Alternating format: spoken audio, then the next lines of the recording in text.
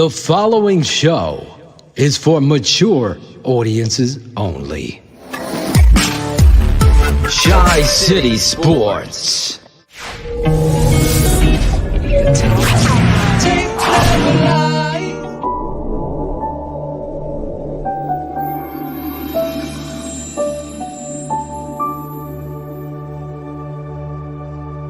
How many times have we talked about this? Getting in the shotgun, a short yardage situation. If you're not threatening that edge, then why the fuck are you in the shotgun? Because it really makes no sense to run the ball, and you saw it rear its ugly head in this game. And then they ran, obviously, dash pass without the run threat. You're forcing Mitch to make a play. Trubisky on the move. Pumps, throws, incomplete. It's just mind-boggling because if you kick the field goal there or you run the football and get the first down, those are the only two options I saw. Instead, they go to a play they've run consistently in this football on this team, and they're scouting you, and it's shut down, and Mitch still throws the ball there. And almost gets picked again. So take it and run for it. Threaten to throw and do something else. I get it. But I honestly, listen, I will go to my grave. I felt like Matt Nagy ruined Mitch Trubisky. I will go to my grave there. And big plays are nice. They're good. You need more of those. If you have a shitty offensive line and a shitty head coach who's just a play caller, and you think you're going to develop a young quarterback to be your franchise, I'm sorry. You could have had the fucking Mahomes here. He wouldn't have developed because you got a fucking shoe salesman as a head coach. And that's my truth. I'm just curious, how is your relationship with Matt different than it was maybe a year ago at this time with everything that's happened? And I know you've talked in the past kind of about being a little more vocal and assertive with him, but I'm just curious what else has changed.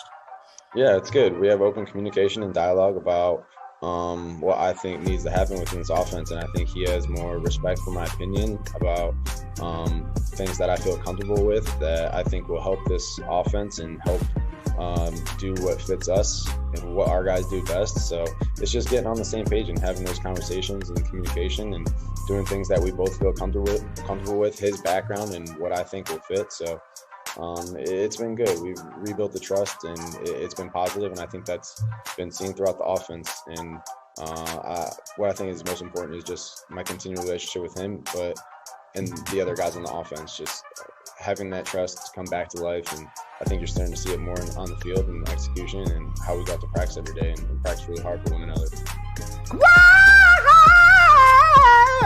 Something. The big thing that I think Phil mentioned it, and I wanted to showcase it. There's situations you got a receiver, number 12. It's a great receiver, I think. And you got him the ball one time in the first half. Yeah. One time. And you don't have any schemes. You have patterns, but you don't have any schemes. You don't prepare. Thank you. I never saw anything like it.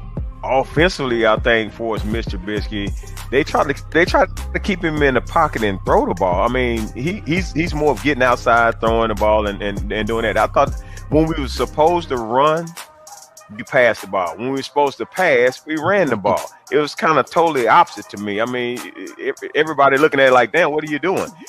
Run the ball when you're supposed to run it, throw it when you're supposed to throw it. We didn't do that. I thought it was just the play calling was horrific. Winning is not priority in Chicago. It's not a priority in Chicago. We know that mediocre is accepted, and that's exactly what they're mediocre to below average. Their offense has shown some signs. It's still like pulling teeth. I mean, you're never sitting back. I mean, on a 4th and 1 play, you have almost no confidence that the players are going to execute, or Nagy and company are going to send in the right play. No chance. Not to make any more excuses. The Bears did a terrible thing. At first, Phil, you agreed this guy was a franchise quarterback. He's not a franchise quarterback. He's so inaccurate, it's unbelievable. I agree. I totally agree.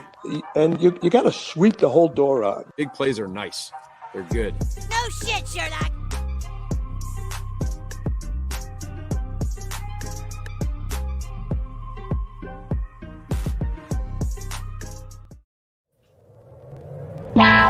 Draft Dr. Phil and the Smartest Man. Keeping it 100. And so the Bears are sending their compensatory fourth-round pick to Jacksonville for Nick Foles. No competition. Keeping it 100. Fight the people, drop off, but we still keep rocking. I know we need to run the ball more. I'm not an idiot. Keeping it 100. Keeping it 100. Keeping it 100, baby. Open competition. Keeping it 100. Draft Dr. Phil and the Smartest Man. Chicago Bears select Kmet. Guess who's back? The two dudes that kept it real. The dynamic duo that you love, the smartest man at Dr. Phil. Breaking down the film, never a problem, kick it straight. Most shows focus on stats, we focus on the tape. We keeping it 100, never running east or west. We coming with that truth, cause that's what our fans expect. Cut off the freaking anchor, moving forward to be free. But don't you worry, Shayne's got the dumbest tweets. It ain't no secret, Phil and Shayne got some haters. But now they're moused up like the true and now and laters. Debaters, stars get kicked like Coach Tabor. Cuts had to be made, we added a barber moderator. Up and down, boys got you double checking. Sad sacks strolling like a fool drunk texting. Flexing on the truth cause you know they'll never change. Real, recognize real, that's what you get with Phil and Shayne. 100's what we do when we're breaking down the Bears. Fuck a play or a captain, all of the unfair. The tape never lies, the truth you see, we lies, we analyze, so there's no babies like Maybelline. Straight to the truth with acumen and facts. We got a sad nerd, but he's not just giving nerd stats. Hard crash, big impact like Max Sack. Every Wednesday night you got the smartest man and Phil back. Now we know you're smiling like a fat kid with fun dip. We're back better than ever and we're keeping it 100. Keeping it 100, baby. Keep it 100. Draft Dr. Phil and the Smartest Man.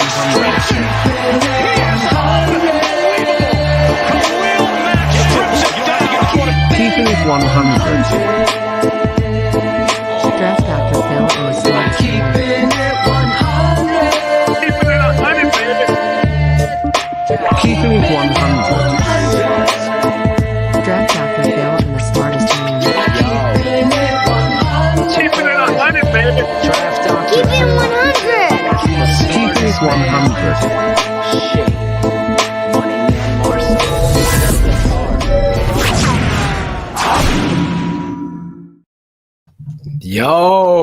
Yo, no Claudio. No Claudio, yo, we're in the wrong place. We're in the wrong. There we go. We're in the wrong style here in the background. Everything's going crazy. Oh, falling apart. Claude doesn't show up, and we don't know what's going on. It's pure chaos. We have no producer. We're taking resumes. Resumes. Got to be able to cut hair and fuck shows up. You can replace Claudio. I thought you were going to say fuck hot chicks or something. Oh, tonight of all nights, we need some laughter, some positivity, man. Smoke weed every day. Is it too early? Is it too early for that? He wasn't about to speak, so it was a little too early. I hear him in my head constantly, so I just got to roll it when I'm ready. Listen, Claudio's not here tonight. I will say this. The 100 crew is always strong. I can't thank you guys enough. I know Claudio and his family, their daughter had a serious surgery this morning on her brain. And yesterday. Yeah, today she's leaving. I don't understand how we have brain surgery, leave a day later. I mean, I told Claudia, I don't know how you're doing it, man. I would be flipping out if they're telling me to go home with my child after that kind of procedure. So again, thoughts and prayers to our guy Claudio and his daughter, Adriana. That's my goddaughter.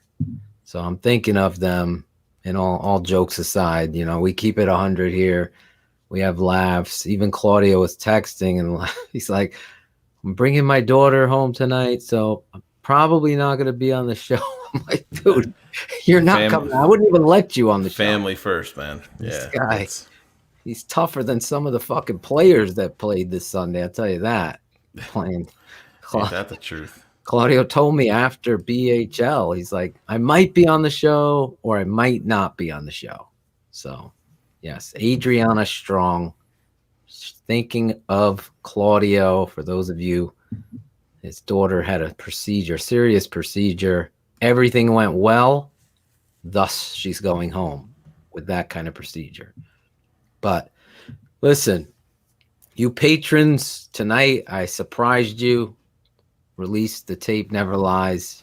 Just trying to get it out earlier today, but so much is going on in this world, in our country, as well as in our lives. So wanted to keep you entertained. And then tonight, going to be entertaining you with a great show. We got great guests and great people to enjoy something that I'm not sure how to feel, Shane, real quick before we get to our guests. Because for me, and we got to go back before we go forward, you know, like a good defensive back, you got to get in that back pedal. You know, I'm a big, firm believer, and I say firm believer in you are what you preach. You know, there's no celebration in someone else winning to help you get into something. I've never been like a party to that.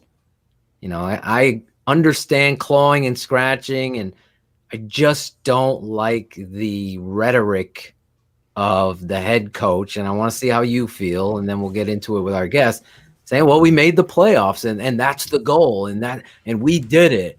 And for me, you know, I look back with me, you, and my father, and then Lemuel Stinson, former Bear, and we're all sitting there watching this coach not take any kind of responsibility of what happened at Soldier Field with the playoff control there.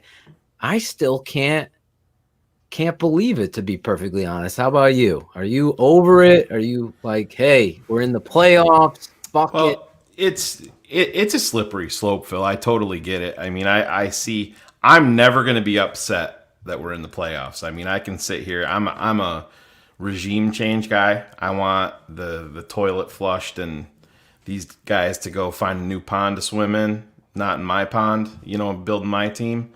But at the same time, we're in the playoffs, and you think that I'm not built the way that I can go into a Chicago Bears playoff game and ever be pissed off or negative and root against my team. I'm not built that way ever. But I totally see the other side of the fence because, listen, Matt Nagy, as a head coach and as a leader, I understand coming out and you're going to give the rhetoric and the same old of, hey, we got into the playoffs. That's true. But there's also nothing wrong with Matt Nagy coming out and saying, hey, we're lucky to be here.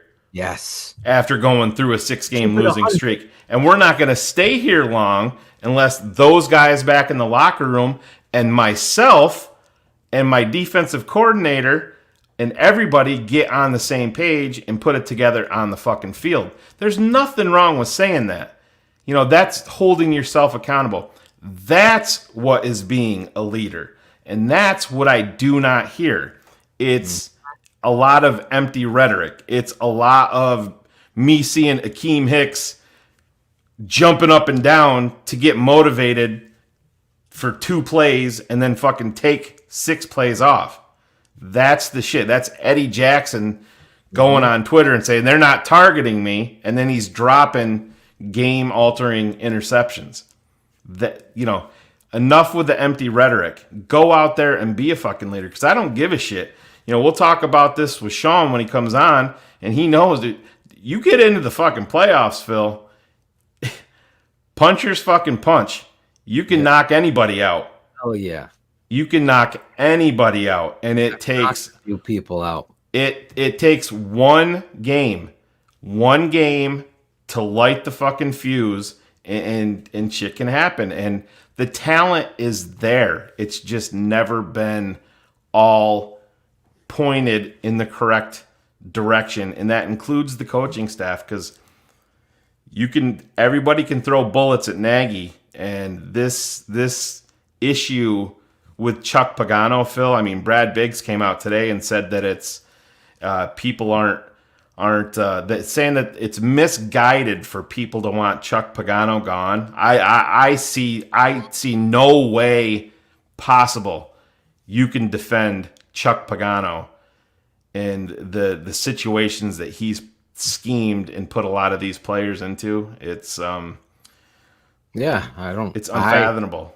It's a lot to get into. I want to hear what our first guest has to say. He's going to be with us for a while tonight till he has to go. He's giving me a curfew. I'm not used to that. I give out curfew. He's got to get to bed before some asshole butt dials him at 4 a.m. Let's bring him on in the way we know how. Here we go. You can find this guy every Monday, Wednesday, and Friday, hosting Shawn and Maya in the morning from 9 a.m. to 12 p.m. Central Time. His knowledge of sports is matched by few in the industry. Having played football in college and professionally in Italy and semi-pro for 15 years. He was a league-leading rusher in the Italian League in 1994, beating out Paulie Walnuts. 100 crew, please stand up and give it up for the 2013 Mid-States Football League Hall of Fame inductee, Shawn Sierra.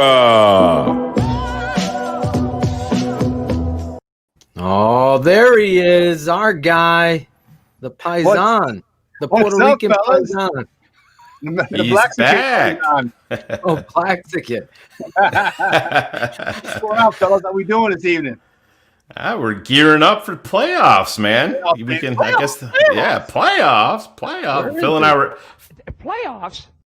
See, I told just you. talking about that. It's going to come in handy tonight. Yeah. You almost deleted it. I said, don't.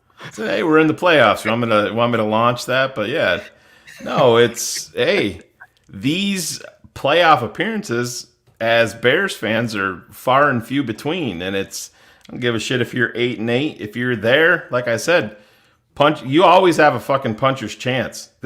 We played this Saints team earlier, and as screwed up as this Bears team has been, we still lost that game in overtime. And Roquan dropped an interception that game that could have essentially iced it. So lots of crazy things can happen, and it's if this team didn't have talent, I'd be a lot more worried. I mean, let's be honest. You're facing a Hall of Famer at quarterback, but it's the same old story, Shawn. You gotta go at this guy, and you have to let him listen. He's coming off broken ribs. You have to make your presence felt each and every down, even if it's a little bit late. Yeah, we'll be like I said on the last. We'll see you in 40 seconds, Drew. Mm-hmm. We're gonna meet right back here. Oh, yeah. That's the way you let your presence be felt, and that's what they need to do. You know what? I said it on my show. I'm coming after your ribs, Papa. I'm sorry. If you're healthy enough to play, and I don't mean in a cheap shot, but I mean. And first of all, you can't go at the head anyway. So you know what? I'm putting my face mask in and ribs. You broke 11 of them. So any of them, you're gonna have a good shot. I'm going for number 12. Smack dab right in his side, face mask, shoulder pad. Okay. Let me tell you something. If you can't breathe, and I don't know if any of you ever had cracked ribs, but I have in a game. No joke. Yeah, man, that's unbelievable. You can't take deep breaths. So I'm coming after him. If you're out there, you're fair game. Tight pads up here. And you're trying to breathe, and that rib is not cooperating. You're like, you feel like you're gonna die. Really. Short, quick breaths. Really, all you can take. It was the first. I had cracked ribs the first time we went down to Florida for the national championship. We had to win our league championship, and then we were. If we did, we'd be invited down to play in the national championship. So it was January. Would have been January of 2006, actually a week or two before the Bears went down. And that's when I had the broken ribs in that championship game, and we were trying to run the clock out, and I didn't want to tell the coach because I'm like, there's no way in hell that they're putting this backup running back in there when the game's on the line. I said, there's no way, because I fumble like twice every 3 seasons, and I just don't fumble. I never fumbled really, but I'm like, I'm not putting up to this backup, no way. So I know how cracked ribs feel, and it's going to be tough especially if he keeps getting hit and hitting those suckers. Yeah, I'm coming after him again. No cheap shots. You know, I'll even take a 15-yard penalty if you drive him into the ground once. You know, Sweep shoulder the pad leg. first. Hey, sweep the leg. That's right. Hey, Yeah, don't care nothing more. get him a body bag. Put him in a body bag, Johnny. I always hated that's- that kid when he Yeah, said. Well, let he's me ask dead. The Shawn. body bag. I think he's dead now. On the Kid that show. He died. I don't want. I Yeah. spoiled. Sorry for those of you who haven't seen. No. But I'm saying that in the original movie, get him a body bag. That kid. Yeah. He died in real life. Oh, he did. Yeah. Oh, a couple well, years the ago. actor. I don't want to. Yeah. I'll let you see it. If you haven't seen Cobra Kai, for those of you that hate when I give you Netflix suggestions in this crazy world, I think you should be fucking throwing me roses like Mikey Tenorelli and be happy to get some good suggestions to watch. And really, let's get back to this, Shawn. You heard us in the open a little bit. Mm-hmm. I'm struggling with this only because I come from that place. You beat your fucking rival. You get in there, and that is the way. And to hear Matt Nagy do the opposite of what Shayne eloquently said, that's how I would handle the presser as a head coach. I've gone over this. You know, I'm never going to apologize for getting in the dance. You know, Right. You know, you sneak in any way to dance with some hot chicks. I don't give a shit, right? You get it? Yeah, I agree. But here the Bears are, and you want them to do this. And listen, I had a hard time cutting the tape because it was so pathetic. I felt like energetically popping off the tape. I didn't get to say all this on it. Mm-hmm. We saw tense, scared football team that got bullied mentally and physically. That's the title of it.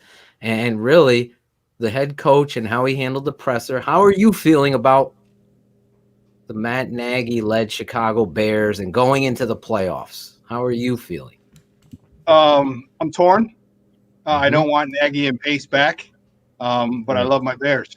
And, you know, getting them into the playoffs, I wanted them to lose the rest of their games. When they had that 6-game losing streak, I'm like, let's wing it, baby. Let's ride it on out. Because at that particular point, if we had a 9-game losing streak, 10-game losing streak, whatever it would be, there's no question the change would have been made. None. Mm-hmm. You can't have a 10-game losing streak after you start off 5-1 and lose the rest of your games and not fire the head coach and the general manager. So I was rooting. I was not rooting for them to lose, just rooting for those two to get fired, which I kind of sort of a roundabout way of rooting for them to lose, which is really weird. But I just didn't want them. I just don't want them. I don't like Pace anymore. Pace can't pick can't get a first round pick right to save his life. He's 1 out of 4. 25%. Even in baseball, if you bat 250, it's still not good.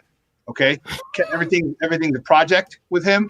We go from Kevin White to Leonard Floyd to Mr. Trubisky. The only one he got right was Roquan Smith. Thank goodness. Okay, he can pick phenomenally from round 3 to 7. Hey, if you keep around just to pick 3 to 7, I'm good. But I don't need him picking any other first round picks. And then Matt Nagy he's a used car salesman. He's a shoe salesman, used car salesman. He just talks shit to talk shit, and it bothers me.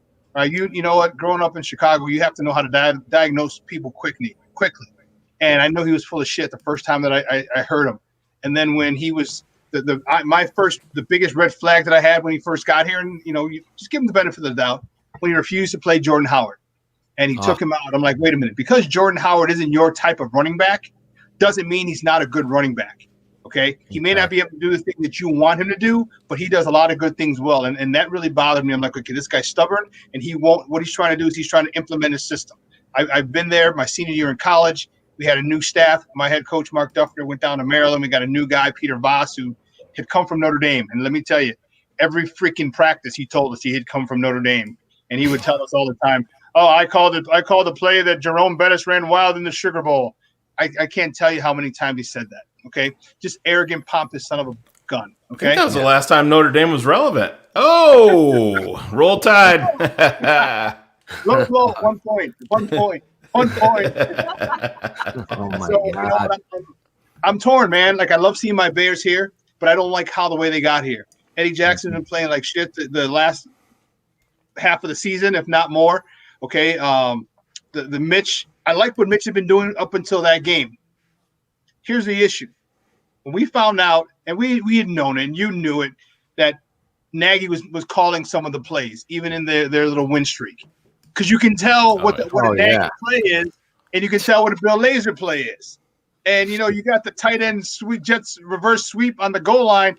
That's not a Bill Lazor play. I've got to be the smartest guy in the freaking world call, and that's Matt Nagy. So I'm torn, man. I really am. I'm happy that they're in the playoffs, but I don't want them back. And I was talking. I had JJ Stankovitz on the other day, and confirmed he's like, yeah, Nagy's back. I'm like, son of a bitch, man. I'm like, the only reason I would have kept Nagy is if he could have kept his dirty little grubby fingers off of the offense. Because Bill Lazor had Matt Nagy had Mitch Trubisky playing well, okay, despite himself, because Mitch still wants to throw in a triple coverage every once in a while.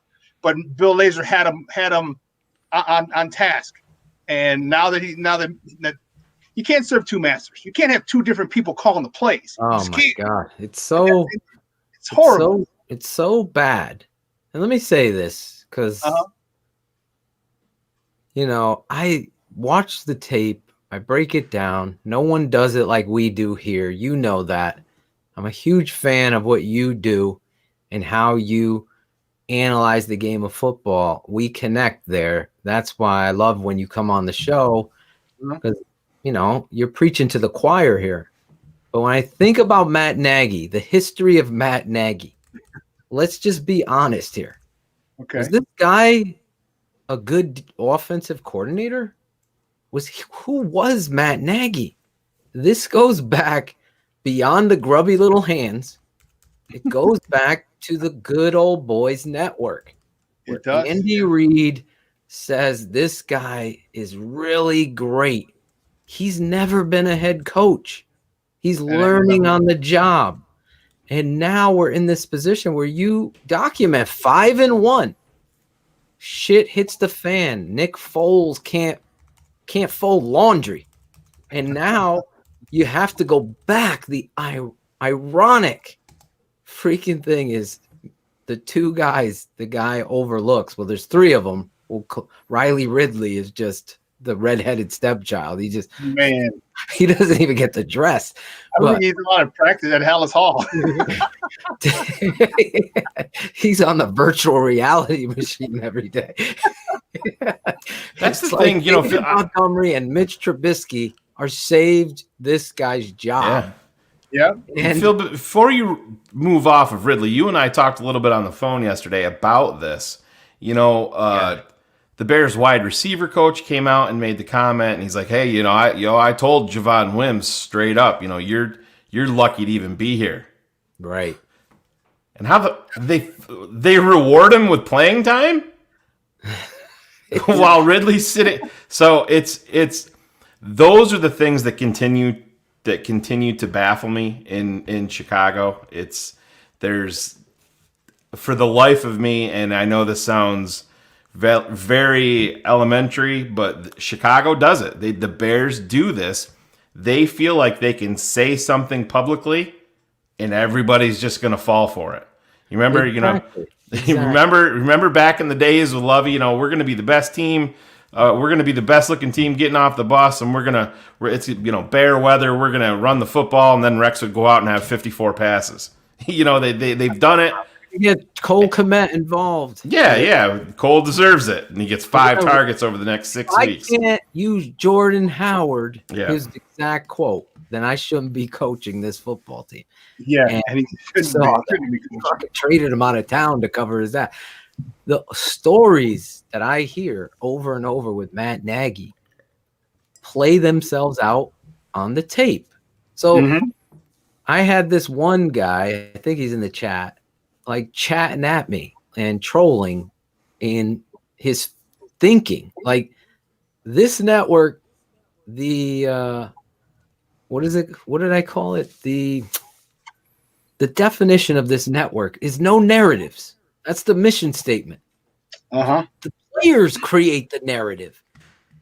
I don't have any personal issue with anybody on the team that plays hard. If you're loafing Like Allen Robinson, is anyone questioning whether he's a good receiver?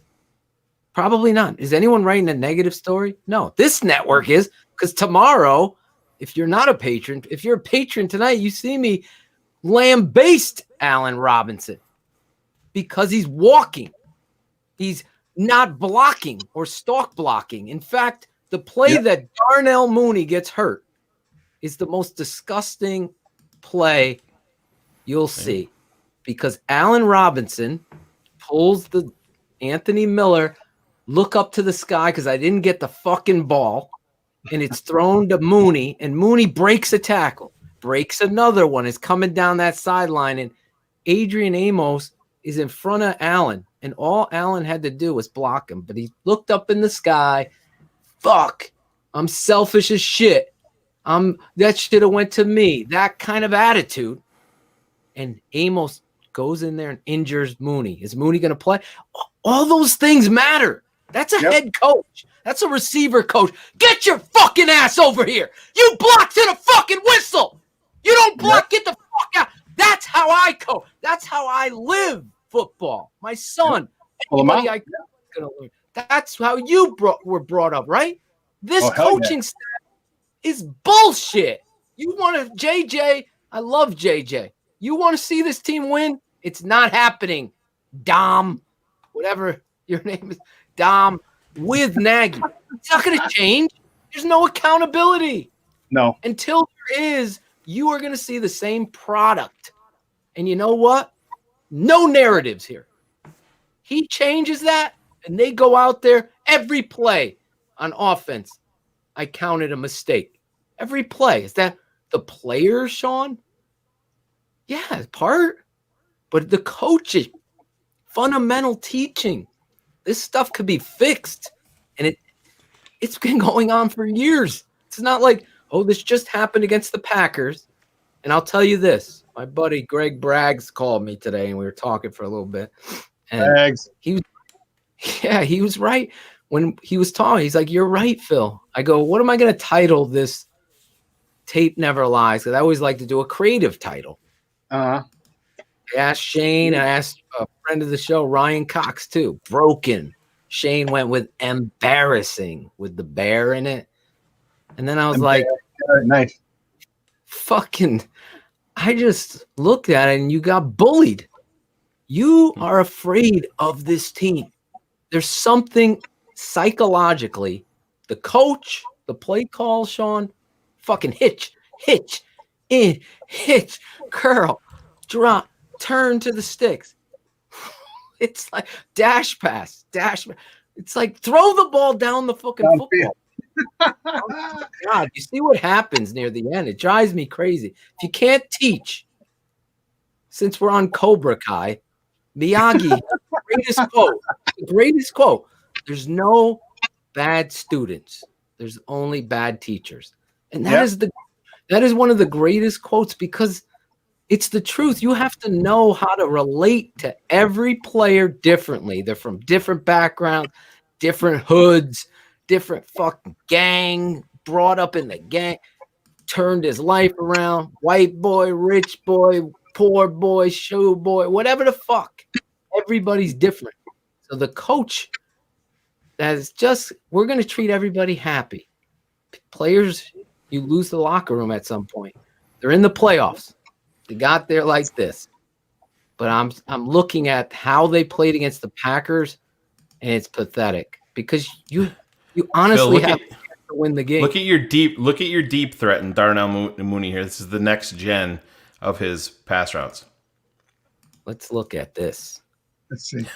That's wow. That's your deep threat.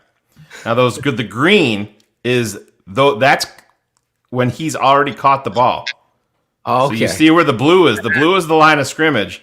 Those green lines is where he's already has the ball in his possession.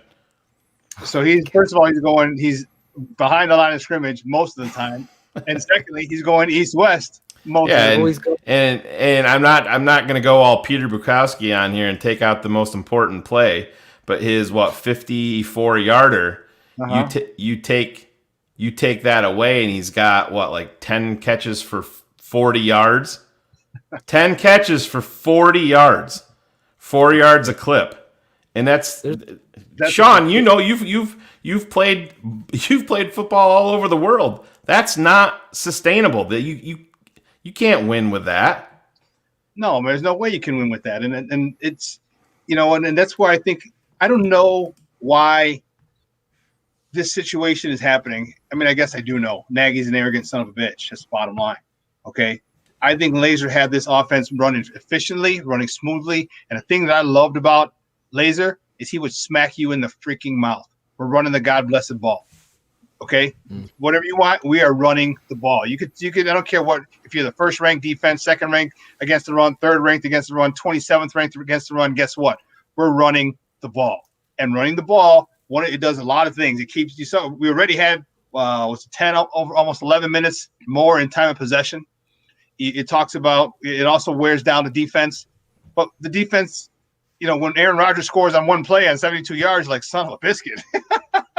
The time of possession doesn't really matter at that particular point when he's literally one and done, and he gets a 4-3 wide receiver on a linebacker blitzing the A gap, fake blitzing the A gap. So now we're in deep water. But the thing is, this is what we talked about before, putting your players in position to be successful. Okay. And it's very cliche-ish, but it's so apropos. Putting Darnell Mooney, having him go left, right, and east, west is not putting him in a position to be successful. You get his ass upfield, you stress the defense, you get him on post routes, you get him on corner routes, you get him on goal routes, you get him on drag routes, crossing routes. Have people chase this dude. This dude is fast. So if you're fast guys, you want to have people chase them. The big guys, you can throw it up to them. But these small things, football can be a very simple game. When you make it difficult because you're trying to outthink yourself and show that you're the smartest guy in the goddamn stadium, then it gets very difficult. And this is what Matt Nagy has done. This is why when things started getting a little rough, like, wait a minute, that's not what Laser usually calls. That's not what you. And then you realize Matt Nagy's got to have a hand in it, and that's it. There's no reason that chart that you just showed, and everything is going east-west, and most of it's behind the line of scrimmage. That's ridiculous. Yeah. And that is an indictment of Nagy sticking his dirty hands in the offense. It is an indictment of the coach, but I mean, I will agree with HL Priest there too. I think it does show a lack of confidence in your quarterback because Mitch struggled. Yes, he connected on the one deep ball, but he does struggle with the deep ball, and he's not super accurate with it. A lot of times it's unplayable and it's out of bounds, but you guys can speak to this, and our next guest can speak on this too. Sometimes the deep ball is effective even if you don't connect on it. Bingo. Because it's keeping the fucking defense honest. And when you're not even attempting it and you're running these little 3-yard, 4-yard, 5-yard curls and these little hitch routes all day long, the defense doesn't have to do anything. They don't have to do anything. You're taking a mediocre defender and making him a fucking all-pro. You're taking an all-pro defender and making him a Hall of Famer. Right there on the field, just because of the way that you're dictating this offense. You have to stress the defense, even if you don't complete the pass. Yep. Before we go to our next guest, here is what I thought Matt Nagy and company decided. We are going to dink and dunk and try to keep Aaron Rodgers off the football field. That's where their game plan was. Instead of being aggressive and being you and all that stuff, that's where their game plan was. Thus, when I'm watching this and I see this fear and what they kept doing with those patterns, it's good to see it on a chart, is the one pattern, put that up again, where he runs the deep out. I put this play up on the Tape Never Lies this week. You and patrons could see it right now. It runs a deep out. And you see it. No problem. I thought you deleted it. Yeah, I took it down. No, I'll get it. All right. So he runs a deep out, Mooney, right? And Mitch doesn't throw the ball and anticipate it the right way. Yeah. And what happens is Leno allows his fucking guy to come through because he's soft as puppy shit. And Mitch can't get a great step into it, and he throws the ball awkwardly, and it freaking sky rises out of bounds. If that's another NFL quarterback that anticipates, steps into it, and it's going to take a shot. You're going to fucking take a shot. This isn't an excuse for Mitch. Right. That's why you get paid. And you deliver that. See that out to the 20? Yep. That is where he should have thrown the ball down low. He's got King beat on that little out. He pressed him. King turns his back, and that's an NFL throw. He misses it. In fact, Mooney jumps in the air about 12 feet, and he gets pushed out of bounds, almost gets hurt. Right. Mooney was taking some shots in this game. But these are the things. And then the other one where he completes he throws that ball like a fucking grenade launcher. I swear to God. And you see it again, our left tackle and our tight end, Jimmy Graham. I think it was Allen Robinson. Sorry. It's Allen Robinson and Jimmy Graham. They don't give a fuck. This is the Packers. This is playoffs on the line. You know what they do? Patty cake. They just, and Mitch sees it and just fucking throws a grenade. And this kid, Darnell Mooney, eyeballs that fucking football and just pulls it in. And I think he got dinged up a little bit on that play. You could see it when he got up. I don't think he was right. He's 100%. But that was sky rising catch. That was one of the great catches you'll see. Yeah, that was dope. Especially if you've seen pictures of it where they got it. He's at the DB. They're both in the air. DB's falling backwards. He's falling. He's got the ball in his hands, and it's a beautiful, beautiful thing. See, the thing that I don't understand. See, like when you talk about Joe Montana, you talk about Tom Brady. They didn't have the Dan Marino arm. They didn't have the John Elway arms. So what did they do? They threw it to a spot. They threw it to a spot that you have to get to. Okay, and that's what they're not teaching Mitch. Like, okay, if you see pressure coming, and you realize that you might not be able to, you better get that ball to that spot so that receiver can get there and run through it. Now, if you have to throw it sooner, then obviously you don't put as much mustard on it because it's going to go past them. You have to loft it a little bit, put a little air under it. Okay, right. You just have to throw to a spot, and that'll take away the high throws, the low throws. Get to a spot, and why they're not teaching him to do that, I have no idea. Because if you saw it in the open, and we're going to get to our guest, I'm sorry to keep our boy waiting. My father said it perfectly. There's no scheme. It's just plays. That's the difference with NFL teams like you're talking about Tom Brady. They're scheming guys open based on how they're going to align their formation, and thus Gronk is going to be matched up if he's in motion and they put this guy here. They know what the matchup is going to be. So pre-snap, Tom is going to know Gronk is running the flag route. He's going to press to the post and he's going to the flag. And know what? Tom's looking to the post, and so is that motherfucking safety. And he steps one false step. Gronk goes there. Whoop, whoop. It doesn't need a big arm. Just anticipate that ball to where it's going to go. Our next guest, big man, former Chicago Bear. I love this guy. It's funny that the two of you are on together. It's a perfect storm to get you guys prepared for Saints versus Chicago Bears. Our guy, Big Steve. Draft Dr. Phil and the smartest man. Keeping it 100. Charles Leno is not good, man.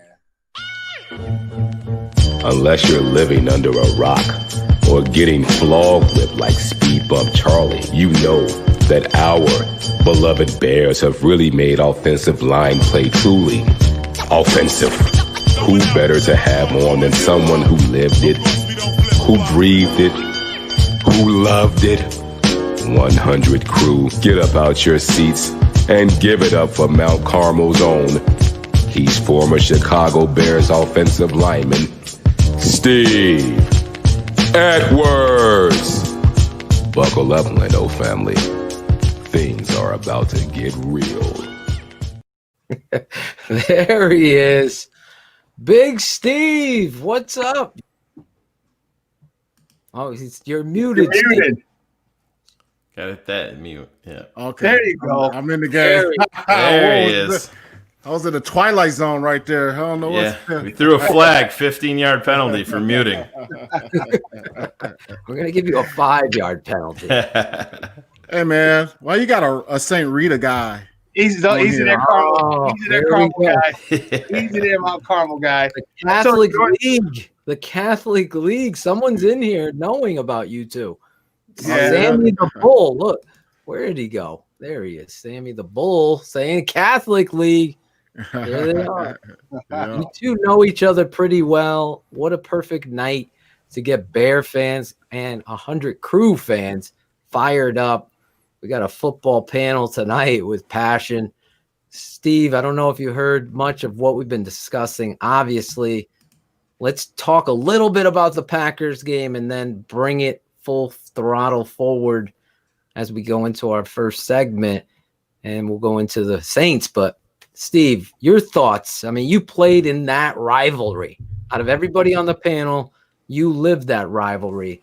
To me, like I said, I felt like the Chicago Bears got bullied on both sides of the fucking ball, and you could see it and feel it. Your thoughts on the game and what transpired?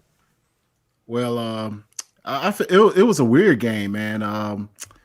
Where we were kind of in the game, but at the same time, we were getting dominated at the same. If that makes any sense, like we were there in striking distance, but it does make sense. But it just felt like we didn't have a chance. He had like 30 more plays than they did for 40 more yards. it was. That's true. I'm not even making that up. It's terrible. Yeah, and that's exactly. I mean, that's what you got from it. And you just look. I look back into a couple situations. We were in the red zone. We had that fumble. I believe it's on a punt return. We got the fumble, and and right away they throw Cordell Patterson in. I'm like, okay, where's the sense of urgency? Where's their aggressiveness? Where's the killer mentality that we're going against Aaron Rodgers, who's absolutely on fire, and we're going against Green Bay Packers, who we need this game, and we 32 has got us to this point, and you take them out the game, and I just like, this is going to be a bad series here, and then I believe it was 33, and we go shotgun. I'm like, and then we run the ball. I'm like, well, get under the dang center, and I felt like Nagy had his hands all over this game plan to this last game, and his ego. It seems like he can't stand to see the success that they had up to that point, and then when it got to the big game, I just felt like I saw his hands all over that game plan, and that was a Nagy move that we've seen in the past. And then it was another situation where we were down there. And I think it was the 4th and 1 we decided to go for. Did we go QB sneaks all the way up to that point on 4th? We had two fourth downs on that one prior to the one that they went to Allen Robinson, and both of the two that they got were quarterback sneaks. Yep. And I knew in that situation they were going to do something silly, something stupid, and they do a quarterback waggle, which we did not execute. Jimmy Graham was supposed to come down the slant to pick Allen, but like forget all that. We didn't execute, and that's another big thing. Like we can't execute in the big time moments. You can't simply do the right assignment. But on 4th and 1, let's play the percentage game, man. Like even if you didn't go with a quarterback sneak, get a ball to 32. He's more likely going to break a tackle. That's what he does. Damn. But I just like, we're not ready.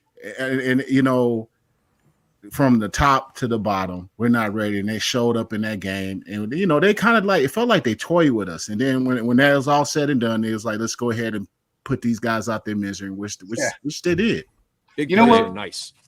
Was that they don't do, and this really bugged me. Okay, if you're going to run that waggle pass, then that's fine. But do it to Allen Robinson early. Do it to Allen Robinson early. And here's how you set up a play. Okay, you run that play and you tell Mitch you must hit him on the outside shoulder. I don't give a damn if you overthrow him or you miss him. Okay, in the first quarter, second quarter, third quarter, I don't give a damn. But it has to be on his outside shoulder. Okay, because what's going to happen is you do that on 3rd and short, 3rd and 3. Okay, and then when they see it again, they realize it's coming. So now, but instead of him running it out, he can run it what we used to call a disco route. he'd break out, but then stop and come back because all you need is to catch the ball at that particular point. But you don't set up the play. Okay, you don't set it up and get and be consistent with it and show them so you can go off of what they're going to do, which is why you have to throw that ball on the outside for Mitch. And then once he plants his foot and comes back, that ball's got to be on a dart. He catches it, he gets hit, whatever. It's a first down. But that's not this. They do this in grammar school.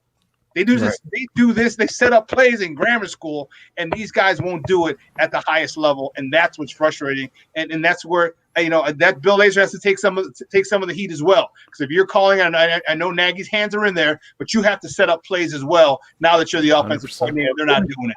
Here's the problem. They ran that play, a semblance of it, 3 times prior, and they do it with the motion.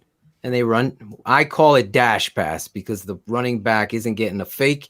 He's chopping the last defender on the line of scrimmage, getting him down. I think Steve's 100% right.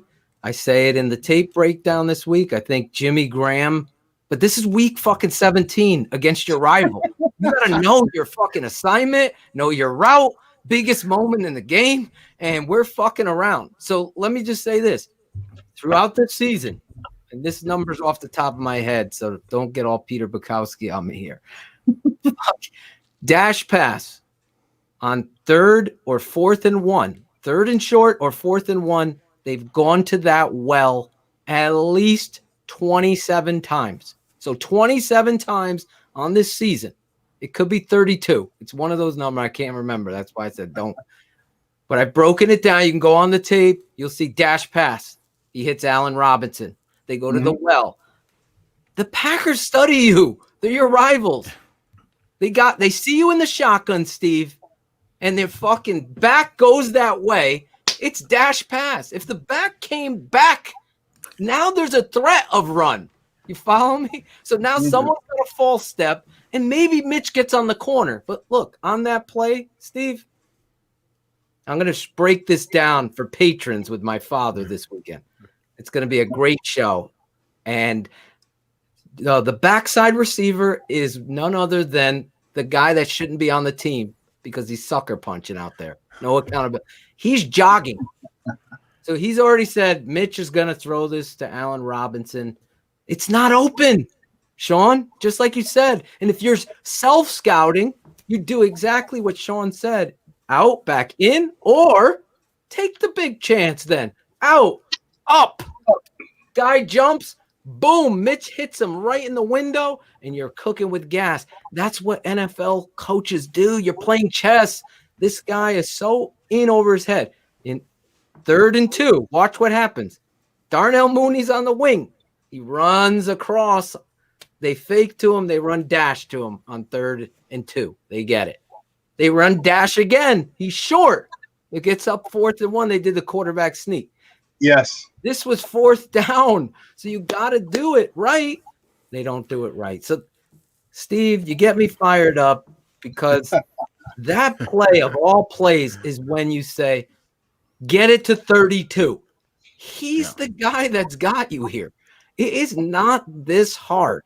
And that's why there's no narratives. So people like that are in the chat defending. I don't know how you defend Matt Nagy at this point, but there's people out there defending things that I can't even comprehend. So if you, with this, I think it's very easy. Either quarterback sneak it or give it over 32 and get the fucking first down and continue to go. Yeah, fuck a dash. Exactly. Fuck a dash.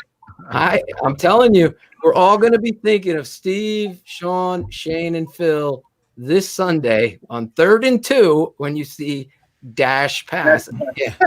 Phil, I don't know if you want to address the comment there. That's not what you said at all. Oh my God. Is his last name dumb? Because every time I see a comment, Jesse, I'm just going to call it Jesse Dumb because I'm keeping it 100.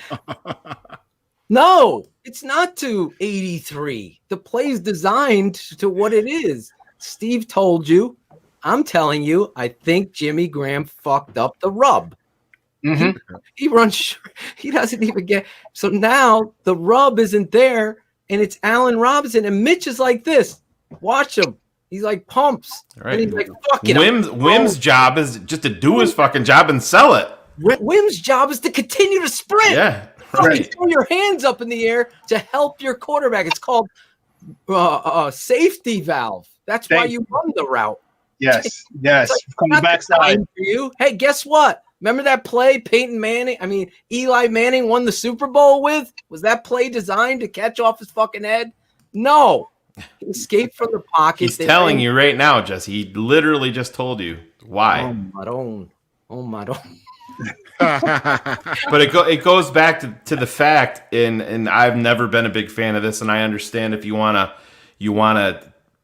take more off of Mitch's plate, but having one option on such a critical down to me is a colossal mistake. And I mean, that's something that we continue to see with this coaching staff time and time and time. How many times have we seen 3rd and 1 and then they go empty? Oh my God. And Mitch is in the shotgun. It's 3rd and 2 empty. It doesn't make any sense. It's like 60%. Like it's that scary. 50%. You know what I really miss seeing? And I don't know if they want to do it because Mitch, I'd really love to see you just option the defensive end.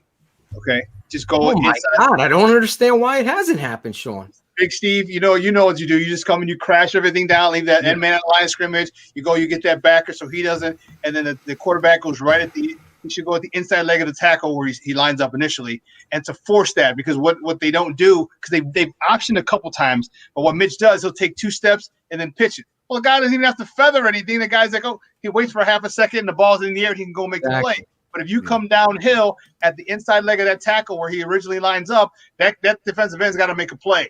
Right. He's got to make a play. He's got to decide. And once he commits and once that shoulder turns, now you pitch it, and there's no way that dude's going to get it. And, run it to the short side, run it to wherever, depending on, just see the numbers. Look at the numbers when you get to the line of scrimmage. And you can make that call, and that's an easy first down. Easy first down, and he doesn't even have to take a hit, or you just go limp, or as soon as you pitch it, you slide. There's so many different things you can do. We would have our quarterback slide. As soon as you pitch it, fall back. So even if he does hit you, you're not getting hit the full brunt of the blow. And things like this is what frustrates you, because being a coach, we've done this, we've been successful with it, and you could do it at that level as well and be successful with it. But no, it has to be some really elaborate scheme, because I got to be the smartest guy in the room, right. Coach Nagy. And I can't do the simple things. And people forget, the more you stay fundamentally sound, fundamentals work. Fundamentals work. Like, when you do something simple, Army football could go into Notre Dame and fucking compete with them. Any nerd that gives me fucking numbers, I always say, go look at Army. They have nobody. They have fucking guys that no one recruited, 0 stars everywhere. They work their ass off on technique. That's why they fucking could run the option right down the motherfucker. Where's Manti Te'o and his fucking girlfriend? They're fucking false. They're getting blown out of there by a fucking 5'11", 290-pound guard. That's football. Steve, since you're here, before we move to our bear up, bear down segment, I want to ask you this. It drives me insane. Okay, when they run inside zone, I know what I know you know what I'm talking about, or outside zone, and there's nobody on the center, or there is a head up on the center and no one over the guard, and they still block angularly, turning their whole shoulders and block the line of scrimmage together, and they leave those linebackers. Are you talking about the guard blocking back with the center going front side? Oh yeah. Yeah, you're supposed to go play side with that, man. It's a zone. You cover front side zone. It's play side, step to the play side. If say that DN slants in from wherever his alignment is, you climb. I don't know why. Sometimes I do see that a lot with that old line where they're blocking back. That messes up your angle to get to the linebacker. And all you got to really do, you don't have to be, the best offensive line in the world with number 32 back there. All you got to do, he's proven if you get up to the second level and just get a body, Bars barely gets a piece of somebody and he's able to maneuver off that guy. That dude barely gets a piece of anybody, but just all you have to do is get a little piece and 32 can work. Imagine if we really start getting good in the future, get some good linemen in here. And start really, and I don't know what's going to happen with the Nagy thing, but if Juan is back, he'll have them right. Obviously, and I got to give kudos to Juan. Did you play under Juan? Yeah, I played with Philadelphia Eagles. He's the guy who got me ready, and then the Bears snatched me up. Juan was known for that. Like he took guys who were undrafted, developed them, and you were getting snatched up. I was on the Eagles practice squad for like 4 games, and the Bears came and was like, hey, we're putting you on active roster. It was just Juan but Juan needs that off season. He needs his OTAs. He needs all that. He's you talk about fundamentals. That's who he is. It's all about fundamentals. And believe me, he's frustrated with what he sees. But I know he has to just kind of work through what is a strange season. But I don't know. That's another thing. If Nagy's coming back, but let's just say we're going to get better on the offensive line, personnel wise. Imagine go ahead. Let me ask you this question, and maybe you can answer it through Juan. For me, because it drives me insane. Because I know there's no way an offensive line coach is teaching this. So is it Matt Nagy bringing his philosophy? Because I know through a future Hall of Fame center who had a certain head offensive line coach that I believe too, Harry Heastan, and it's somewhat gray, but we'll just say that he's expected to coach Nagy's scheme. So is Nagy saying to Juan, hey, this is how I want it blocked, and Juan can't fucking go crazy and be Juan and say, no, we're just going to get up on the second level, get the backer, let 32 cook. Okay, here we go. You open up a whole can of worms here. Let it fly. Let it fly. Give it to him, baby. So I've been coached under by both of them, Juan and Harry. Oh, wow. Nice. And Juan, I think Harry, the reason, and Harry's one of the top guys, right? The reason that they didn't say this, like, hey, we're just part of the scapegoat. I think Harry's a strong-headed guy. You know what I mean? I think there was some disagreements on blocking schemes. Oh yeah, they said there definitely was. Yeah. Harry's a smart dude, man. He knows that run game. He knows how to scheme it up. He knows how to game plan for it. His track record speaks for himself, at Notre Dame, all the guys that he has in the NFL right now. I think there was some disagreement there. And I think Juan, he's just doing what he needs to do. I think Nagy's telling these guys this is how he wants it blocked up, these weird angles. It's dry. I know you and I text, so I'm throwing you on the spot, but that's what we do. We keep it 100, and you are family. Like tonight, we got family on the show with Shawn Sierra from Maya and Shawn in the morning, and our boy Big Steve, who's going to be a big part of this network moving forward, just coming on and helping break down offensive. I've been talking with Steve about doing some stuff with me on the film side and stuff like that. So to give angles and perspective, no pun intended, on football and not having the bullshit narratives that are out there. I really believe I've been the biggest. I'm sorry, Shayne can attest. I called Nagy out for what I saw on the tape.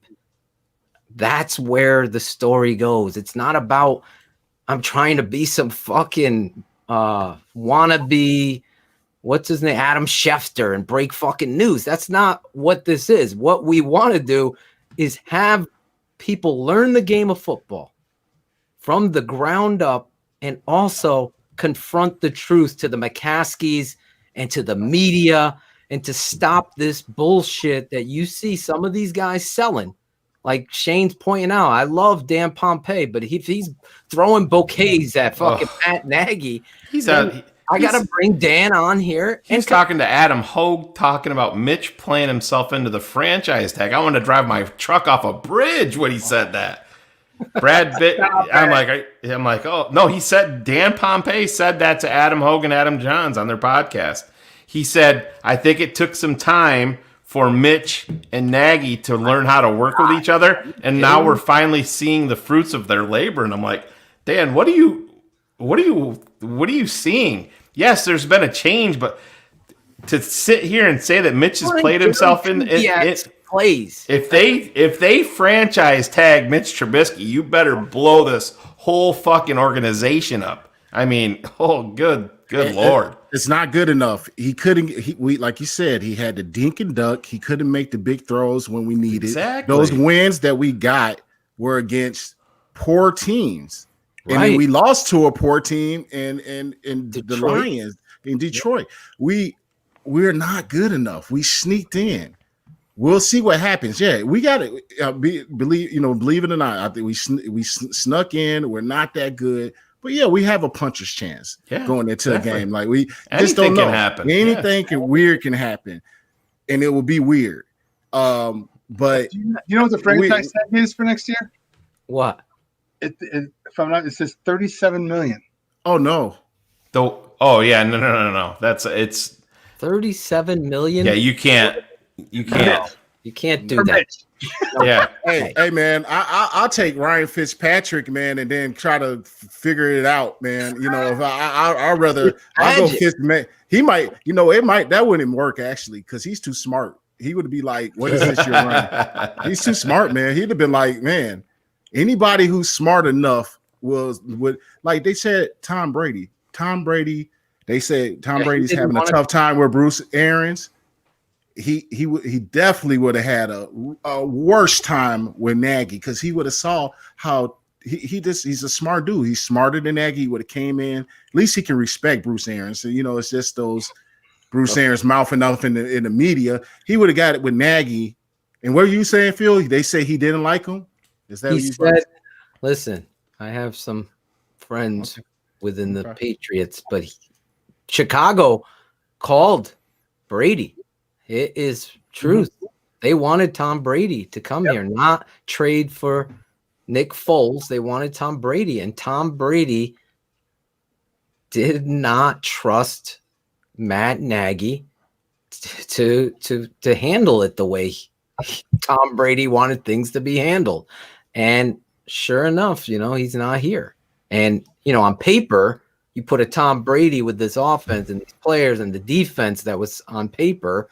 Obviously, people haven't showed up to the plate. But, yeah, it was because of Nagy. And that's from a very, very reliable source on my end. Yeah, he had to narrow down to Chicago and Tampa Bay is what my people were saying. Yep. And then the Nagy thing was the final straw. Like, yeah, I can't do it. That's the rumor, Mandy, that he wanted the warmer state. The guy's a multi-millionaire, has a multi. Yeah, one of his main things, he wanted to be in close proximity to New York because that's where his son is there. So he wanted to fly a 2-hour flight to Chicago to New York. It's easier commute. But irregardless, it is what it is. I had a point and I totally forgot it. I'm so nerd alert. Do have a nerd alert, guys. We're gonna start up with another guest. This is a packed full of show. The playoffs are on the brink. Let's bring this guy in.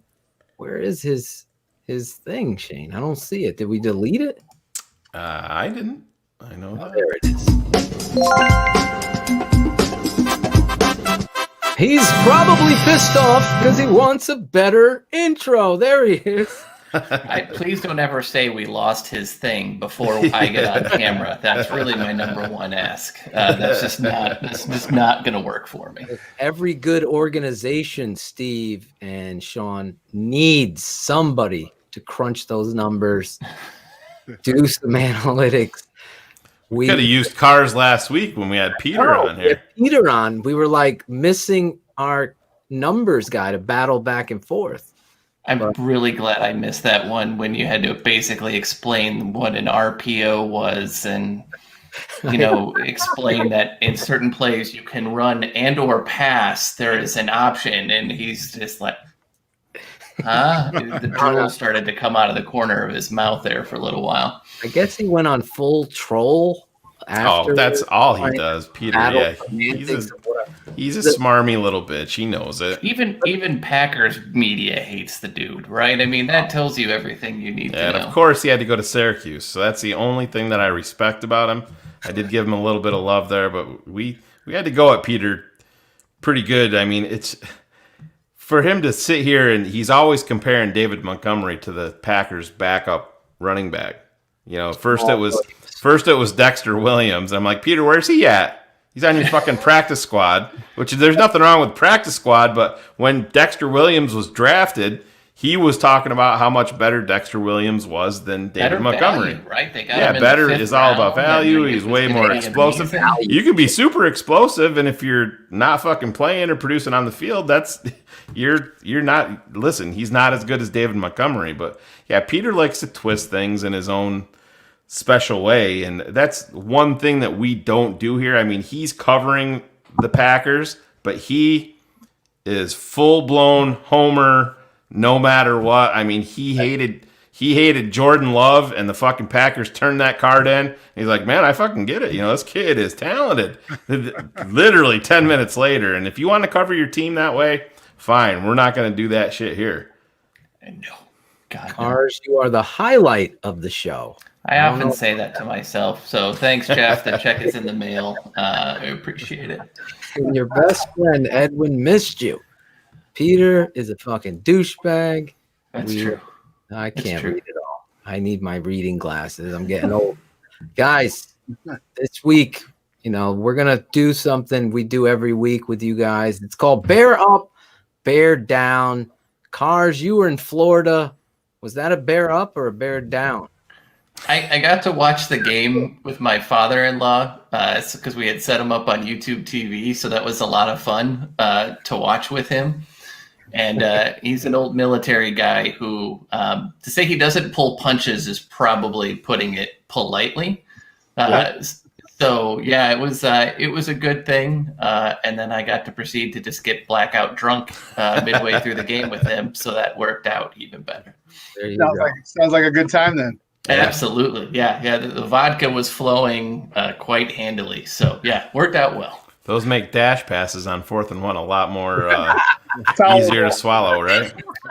It for sure does. But I think I texted you guys. My favorite comment from him was, we're midway through, and he's like, man, if you could just give Mitch Trubisky Jim McMahon's confidence, he would be something else. Because right now, my mother-in-law is like, most Mitch of our wives indecisive, right? And he's like, he's just like her anytime I tell her to pick a restaurant to go to, right? And you're like, yeah. Phil and I were talking about that, and Shawn and Steve, I don't know if you guys noticed it, but boy, you could feel like it took me back to Cody Parkey watching him coming out versus the Eagles. You could feel his fear in that moment.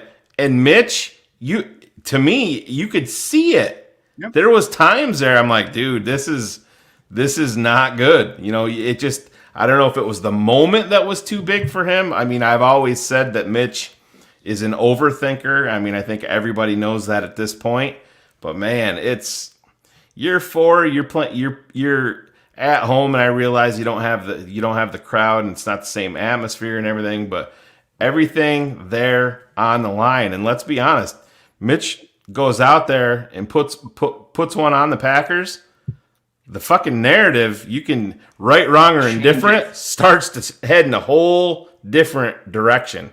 If he goes out there and puts up 360 and 4 touchdowns and beats the Packers, psychologically for Mitch, what that does, it does man, a bunch of stuff. And one, they haven't been able to beat the Packers, so now you get that monkey off your back. 2, the road was probably going to go through Green Bay anyway, so when you meet them, you have a lot more confidence. And most importantly, 3, your teammates look at you like you're the freaking man, dude. Yeah.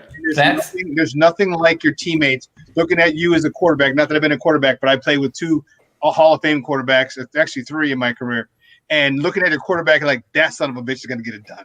I trust him. I trust it. You've been there, Steve. Whenever you look at a quarterback, like I trust that guy, and I'm sure you've been there. Like I don't trust this Joker's father. I ain't throwing nobody. Well, I didn't have many. If you want to talk about my Bears career, I had 13 of non-trustworthy quarterbacks. So going back to Mark Harmel. So wait, 13. You must have played a season and a half because I think that's about how many QBs we go through in a season and a half. It's about 13. So were you around for Craig Krenzel? Was he there? Do you want me to name him? Do you want me to go ahead? We got the time, man. Okay, let's go. Go ahead, Steve. Or should we ask you? Jonathan Quinn, were you there for that? Circus? Oh, yeah. Ready? Moreno? Jonathan Quinn. No, that was before. Moreno was talked before. about that last time. Yeah. Jonathan Quinn.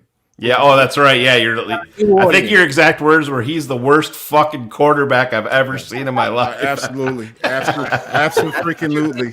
You're gonna say yes, and then you're gonna talk about the quarterback. So I'll go first. I'm not gonna use Jonathan Quinn. Were you there for Cordell Stewart? Yes. Slash. Yeah, I was my first year starting. That was my first year starting. Okay. Okay, let me tell you the one story I like about Cordell. All right. We are in Green Bay. Let's go to Green Bay. And he throws an out route, and it's just hanging in the air. And I'm actually blocking, like I got one hand on Olin, and I'm looking outside to tackle, slide protection. I'm just looking. I kind of got the eye on the ball. And here comes Al Harris just. With his dreads. Just dreads, and then all you can see is just dreads just down the sideline. I'm like running like, God, this Cordell. I mean, he couldn't.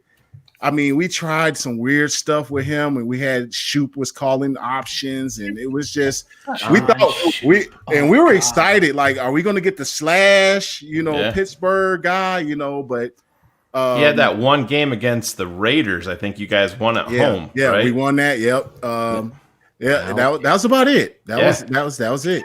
I still have nightmares about that 49ers opener. To this day, no game has scarred me. Well, I take it back. The NFC Championship game against the Packers did, when you run a reverse to Earl Bennett inside the red zone. But that 49ers game, to this day, I remember I've never been so pumped as a Bears fan. I was a younger Bears fan at that point. Like, this is it.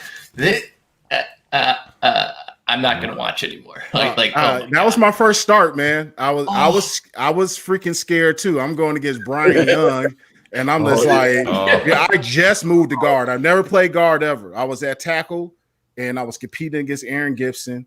He won out because he was a veteran. I probably outplayed him, but they wanted to go with a guy who had more experience. And then Rex Tucker gets hurt the last game. He was so good, but he was always hurt. He started going through those injuries. He went down, and instead of Bernard Robinson, Robertson, Robo, we called him. He had such a terrible offseason, man. I don't even know how he made the team. But neither did we. Instead of going to him, he made the roster, but they ended up cutting him like that week. He made it through the cuts, but they went to me. Bob Wiley came up. It's like, you're moving to guard. It was like Monday of the 49ers week. And I'm just like, okay. And then, to get out there, going against Brian Young, Olin was helping me big time. But then it was just Cordell was out there hanging balls, just like I talked about the green. They were just floating devices. And and I want that on a t-shirt now. Floating balls. Yeah, so that's a good one. Floating balls. But better than hanging balls, right?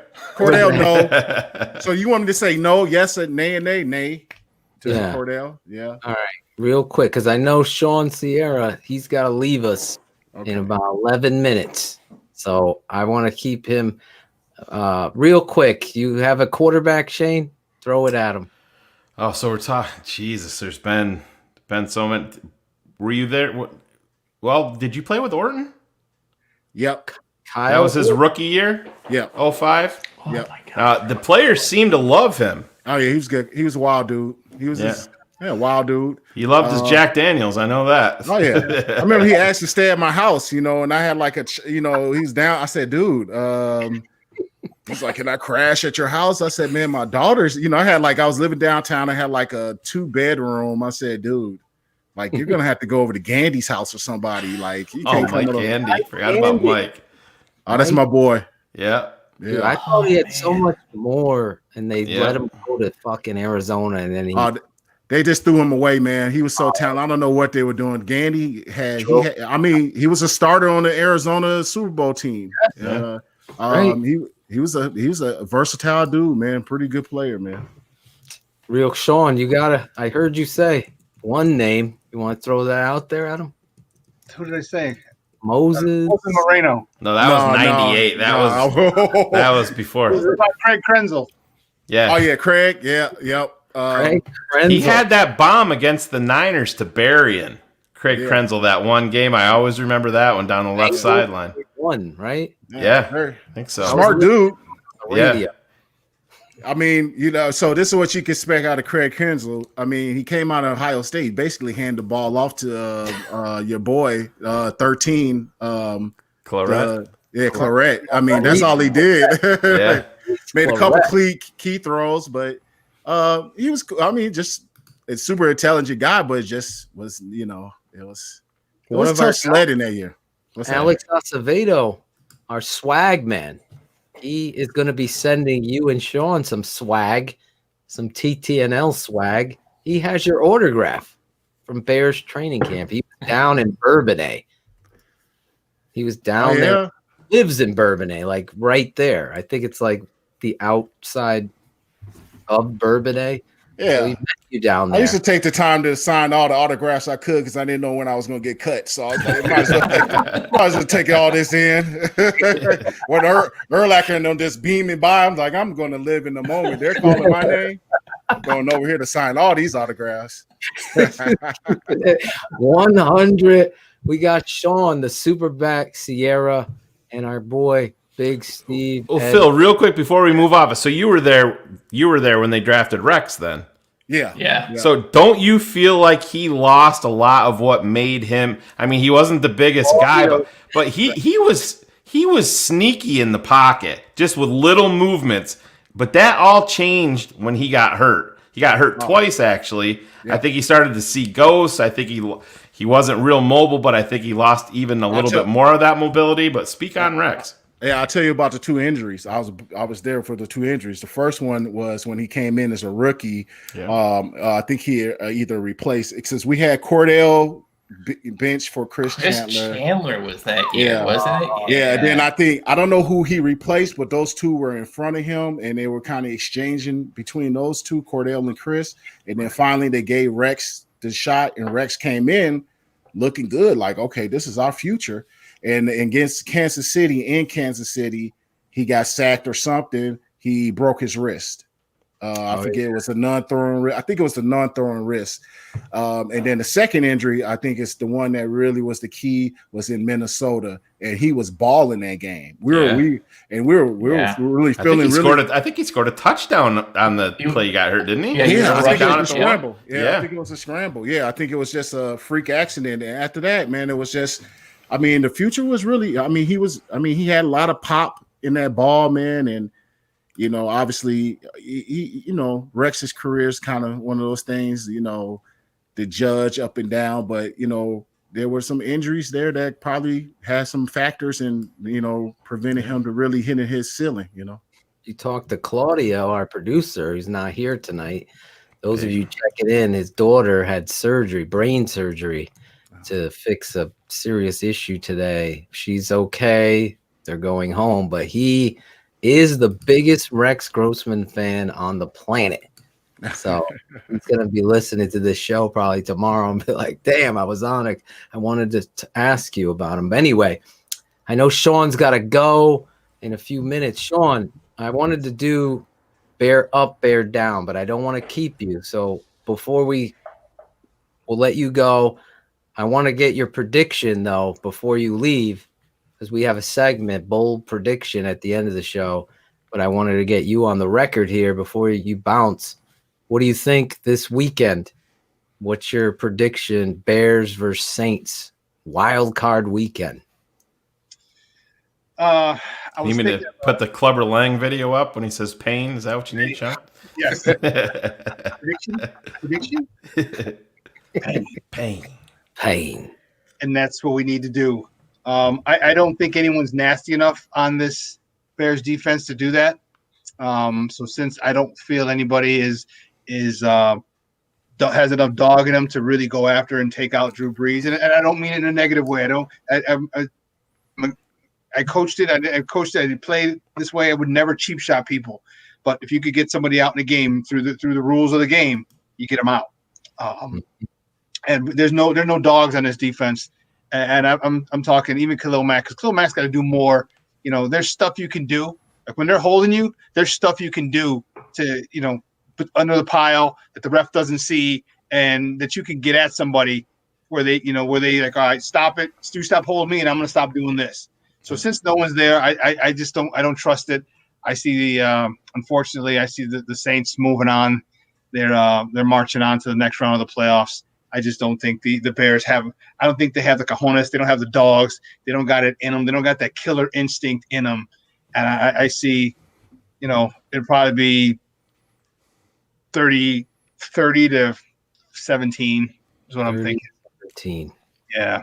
I don't see it. I just don't see it, man. You give me a dog, a couple of dogs in that defense, some dog, you know what I'm talking about. Yeah. Well, they have it. Can they ignite it? Can Pagano get what we've seen out of these players? I know Vic Fangio did. I know there were people flying around then, but again, I hear what you're saying. I hear what you're serving. They gave up 14 touchdowns the first 8 weeks of the season, the defense. They've given up 25 the second half touchdowns. There you go. It's not cutting it. Let me ask you, Shawn, where can people find you? I know where, but let our audience know. And unfortunately, Shawn was going to stay the whole night with all of us, and we're going to go through the segment. Something came up last minute, so unfortunately. Yeah, guys, you can find me Facebook, Twitter, Instagram, Snapchat, the Snapper, all one handle at the Shawn Sierra.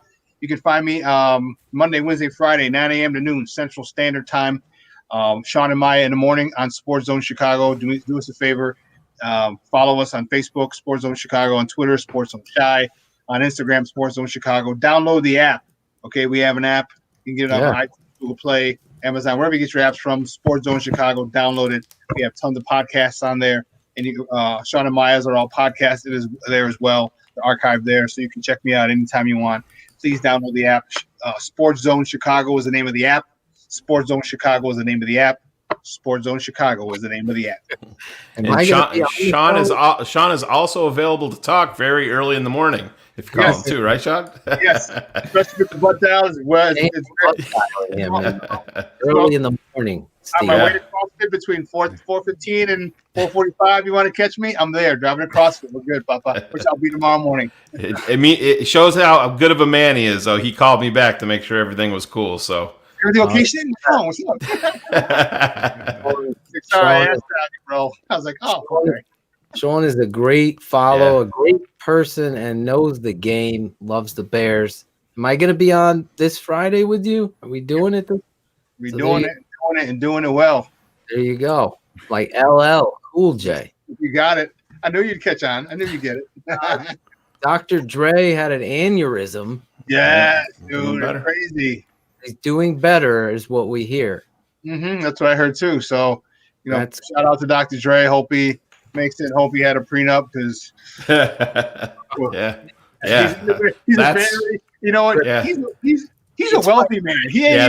That's way more than fuck you money. That's a whole different level. That's wealthy right there. Yeah, that's Claudio the barber money. Smoke weed every day.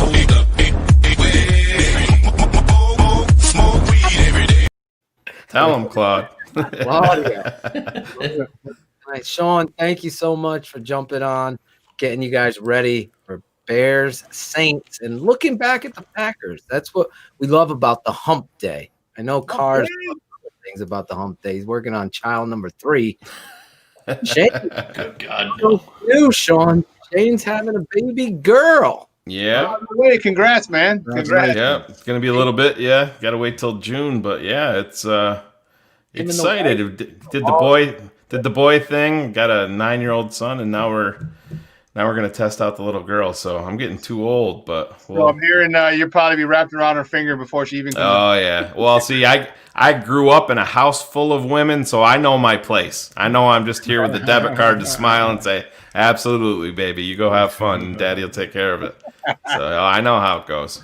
Great stuff, man. Great stuff. All right, hey guys, thanks for having me on. You know it's always a blast, man. And Phil, we'll talk on Friday. Thanks, Shawn. Thank you so much. Playoffs. Yes, the playoffs. Playoffs football.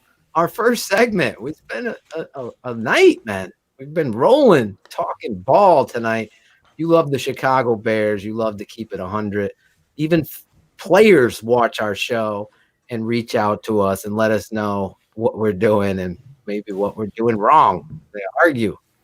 We know we got trolls, Shane. Yeah. But on this segment, Steve, you've never played this segment, so this will be your first experience. It's called Bear Up or Bear Down, and you were a Chicago Bear, so you know Bear Down, Chicago Bears. Can't vote for Jonathan Quinn, though, Steve. He's not playing. This game is the opposite, as Cars says, the dyslexic game. Okay. It's Bear I was Down wondering. was the worst player that you saw on Sunday. Bear Up is the best player. We always start with the snake like a fantasy football draft, and Shane is going to start us off with his Bear Down, then you, Steve, Cars, then me, then my Bear Up. Cars, Bear Up, you get it. And we always start this segment like this.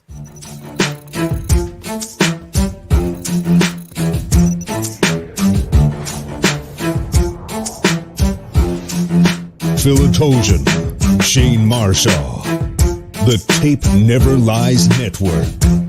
A bear up, a bear down. It's Draft Dr. Phil and the smartest man around. A bear up, a bear down. It's Draft Dr. Phil and the smartest man around. A bear up, a bear down. It's Draft Dr. Phil and the smartest man around. A bear up, a bear down. It's Draft Dr. Phil and the smartest man around. A bear up. This week, Draft Dr. Phil and Shayne Marsaw, the smartest man. Bear ups and bear downs of the week. There you go. Bear up, bear down, Shane. Tough loss again versus the rivals. I thought you did a great job, Steve.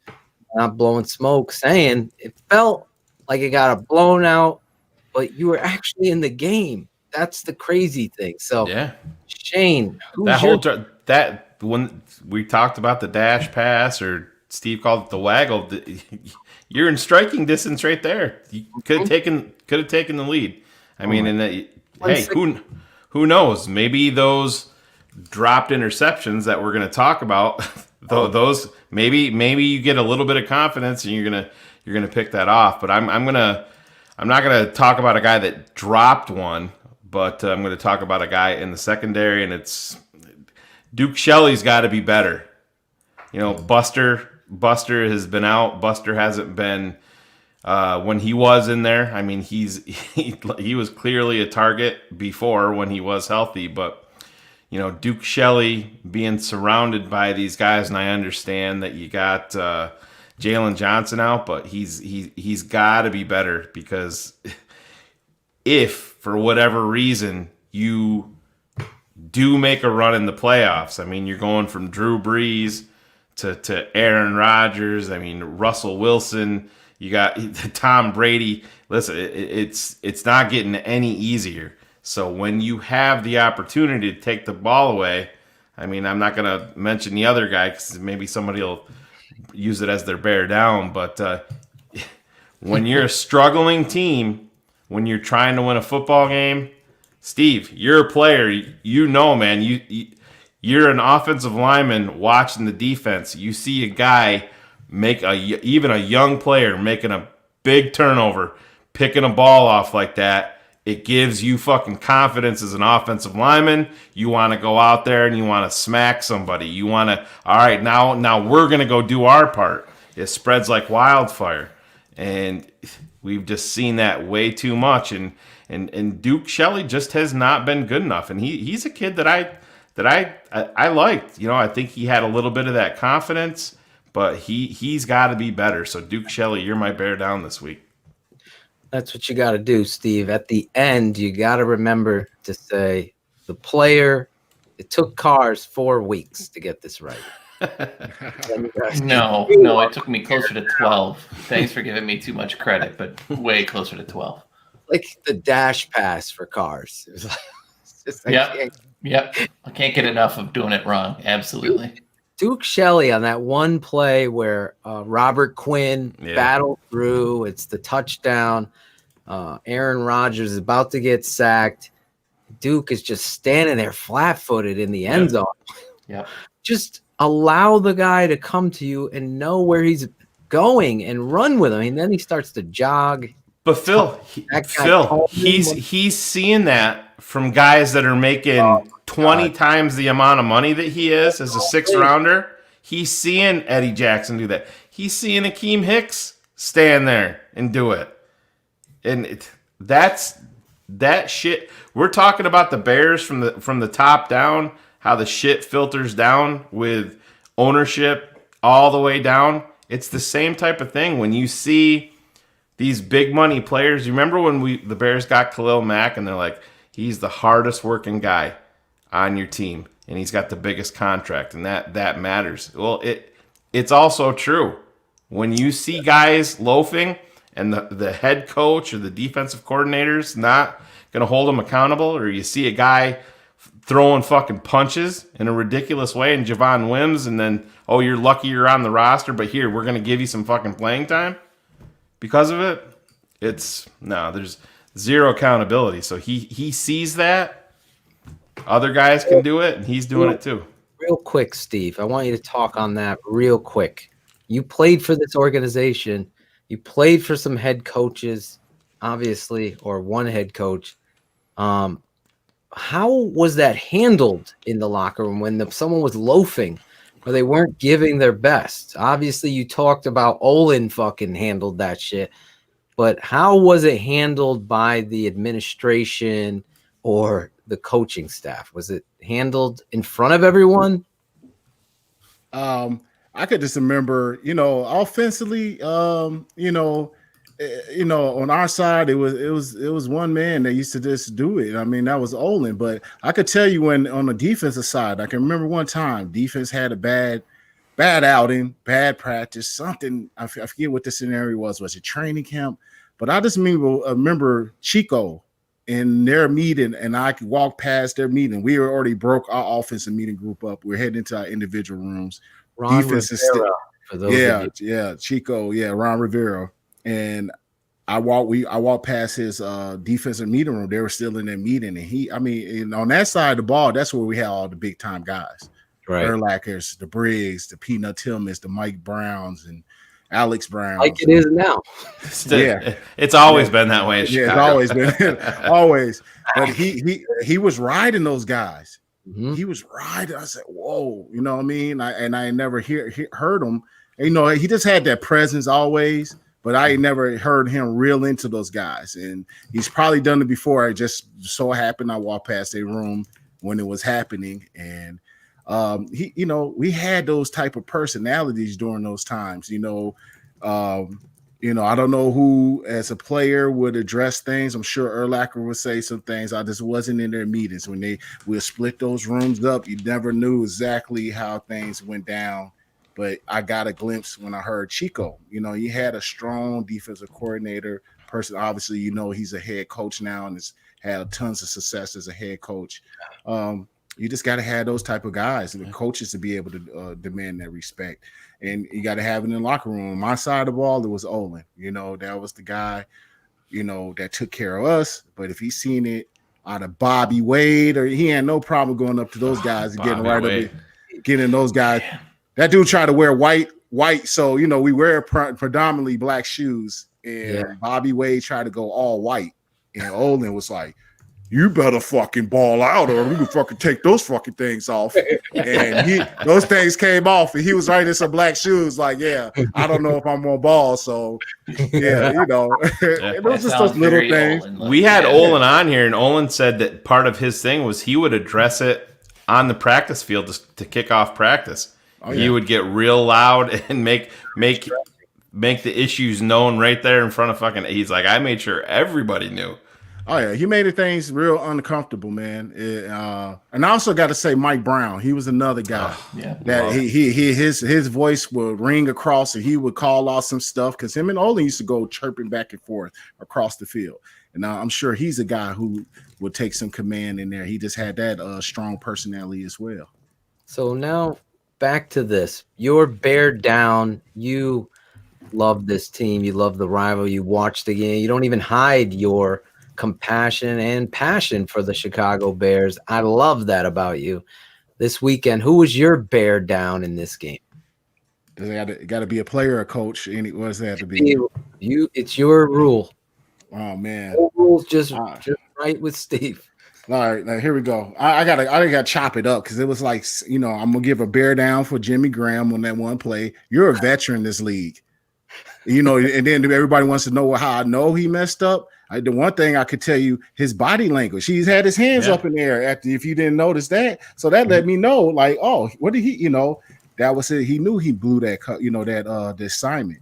So bear down to Jimmy Graham for being a veteran in the key moment, not coming up big. Like, what was that? Dude, that's a simple assignment. You're supposed to key in those moments. No matter what kind of bull crap call it was, you got to be able to execute it.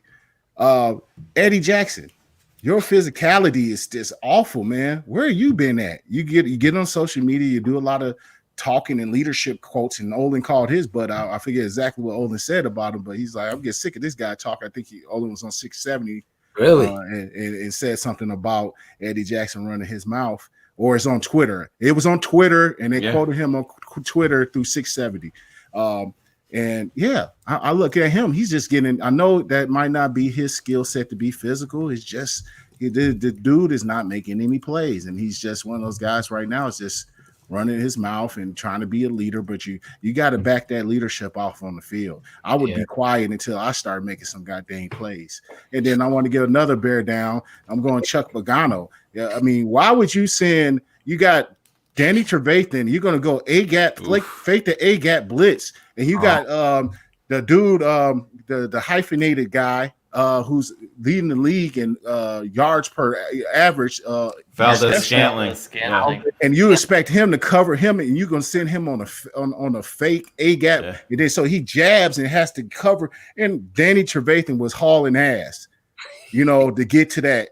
But dude was already all over the top of him. Yeah. What kind of call? Like, he's made this defense look so terrible. Did you hear Aaron Rodgers talking about that play on? What's the punter's name there from the Colts? I'm drawing a blank on him. McPhee. Yeah. McAfee. Yeah.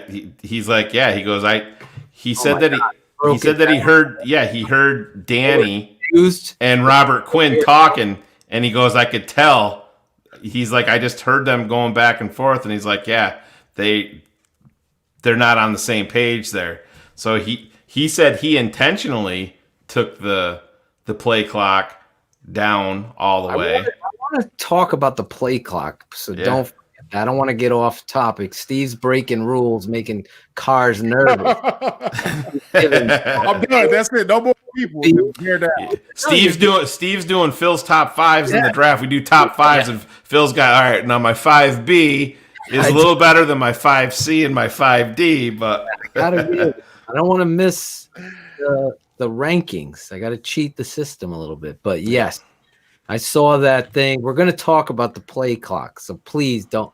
You guys in the chat, I got to discuss that later. Cars. Oh, Steve, you get to name 3 guys, so you got to say Eddie Jackson, Jimmy Graham, Chuck Pagano. Chuck Pagano, Okay. you're my bear down this week. Eddie Jackson, Jimmy Graham, Chuck Pagano, you guys are my bear down this week. It's a whole lot of fucking money there in those bear downs, I'll tell you that. Well, he's fitting right in here. Cars, you're coming in on the other side of a vacation. You're getting drunk. You're living life. It's putting up solar panels soon. Fucking Solar, kid's busy. Guys, Tesla. You can rot in hell, Senator.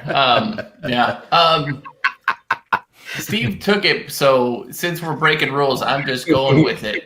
My bear down is Chuck Pagano because I can't sit down and pick out any defensive guy because it's Eddie living off of, you know, he's got a defense full of front runners, right? When things are going good, you know, these guys are running their mouths, talking about look how good we are, you know, look.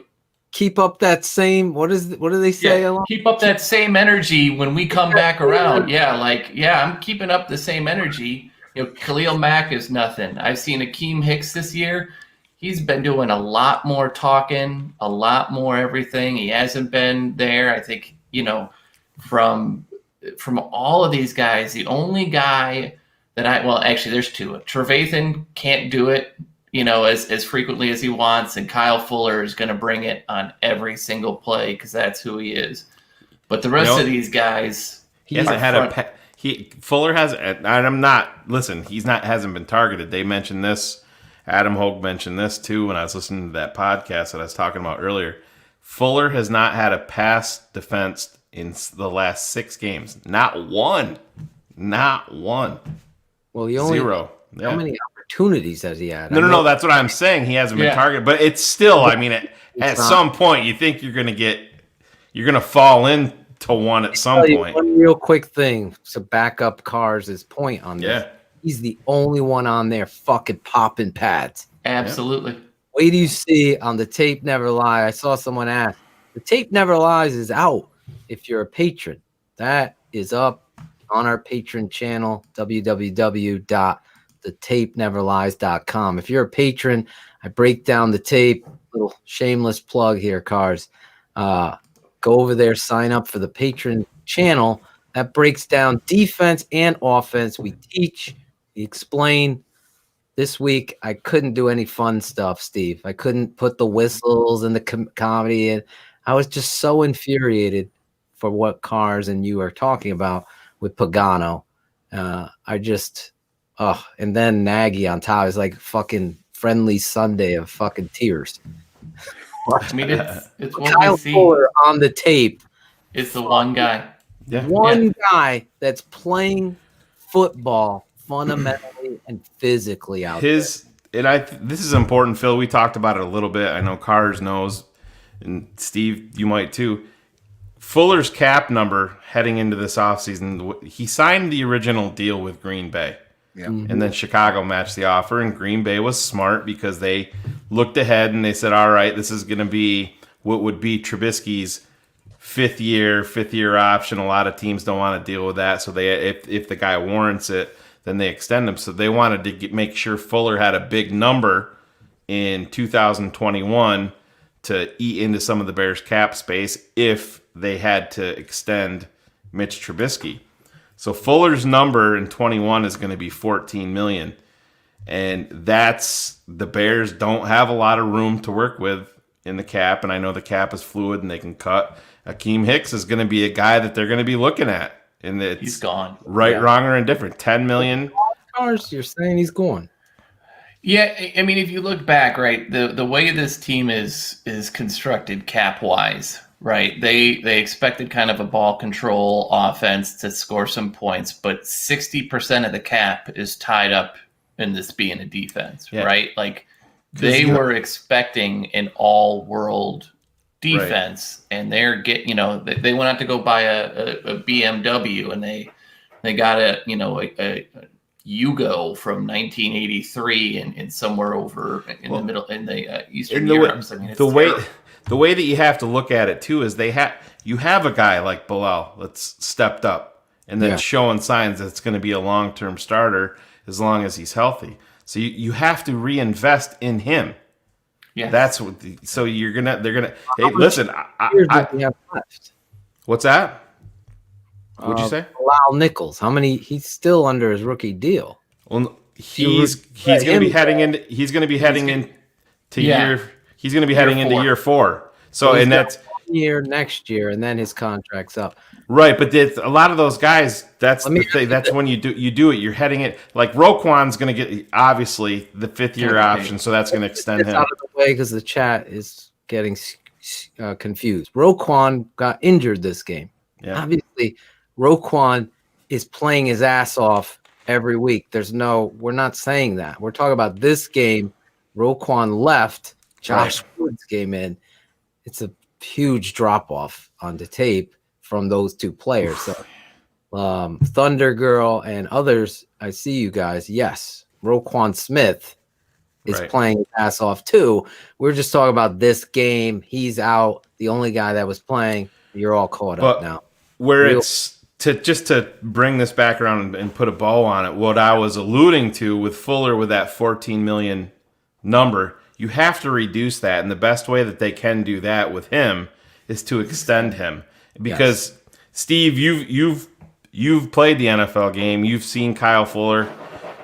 He's a guy, when he loses a step as a cornerback, he's a classic guy that you can move backwards to safety to extend out his career. So to me, he's a consummate pro team leader. I don't think he's a guy you're ever going to have to worry about. He's been paid. You know how he's going to react to getting paid.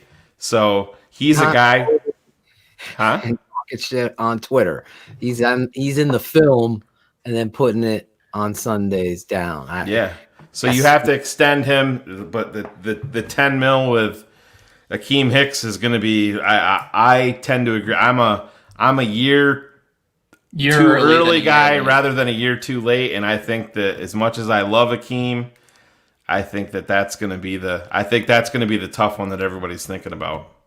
Because I mean, they're going to have to redo some Mac. They're going to have to redo some of Quinn, right? They're going to have to move on. There's a lot of moves. They've already borrowed from the bank of Quinn, or not Quinn, but Mac. They've already borrowed from Whitehair and redid his deal. And like I said, at some point, that those come due, and it's Tony Soprano's bringing the fucking bill.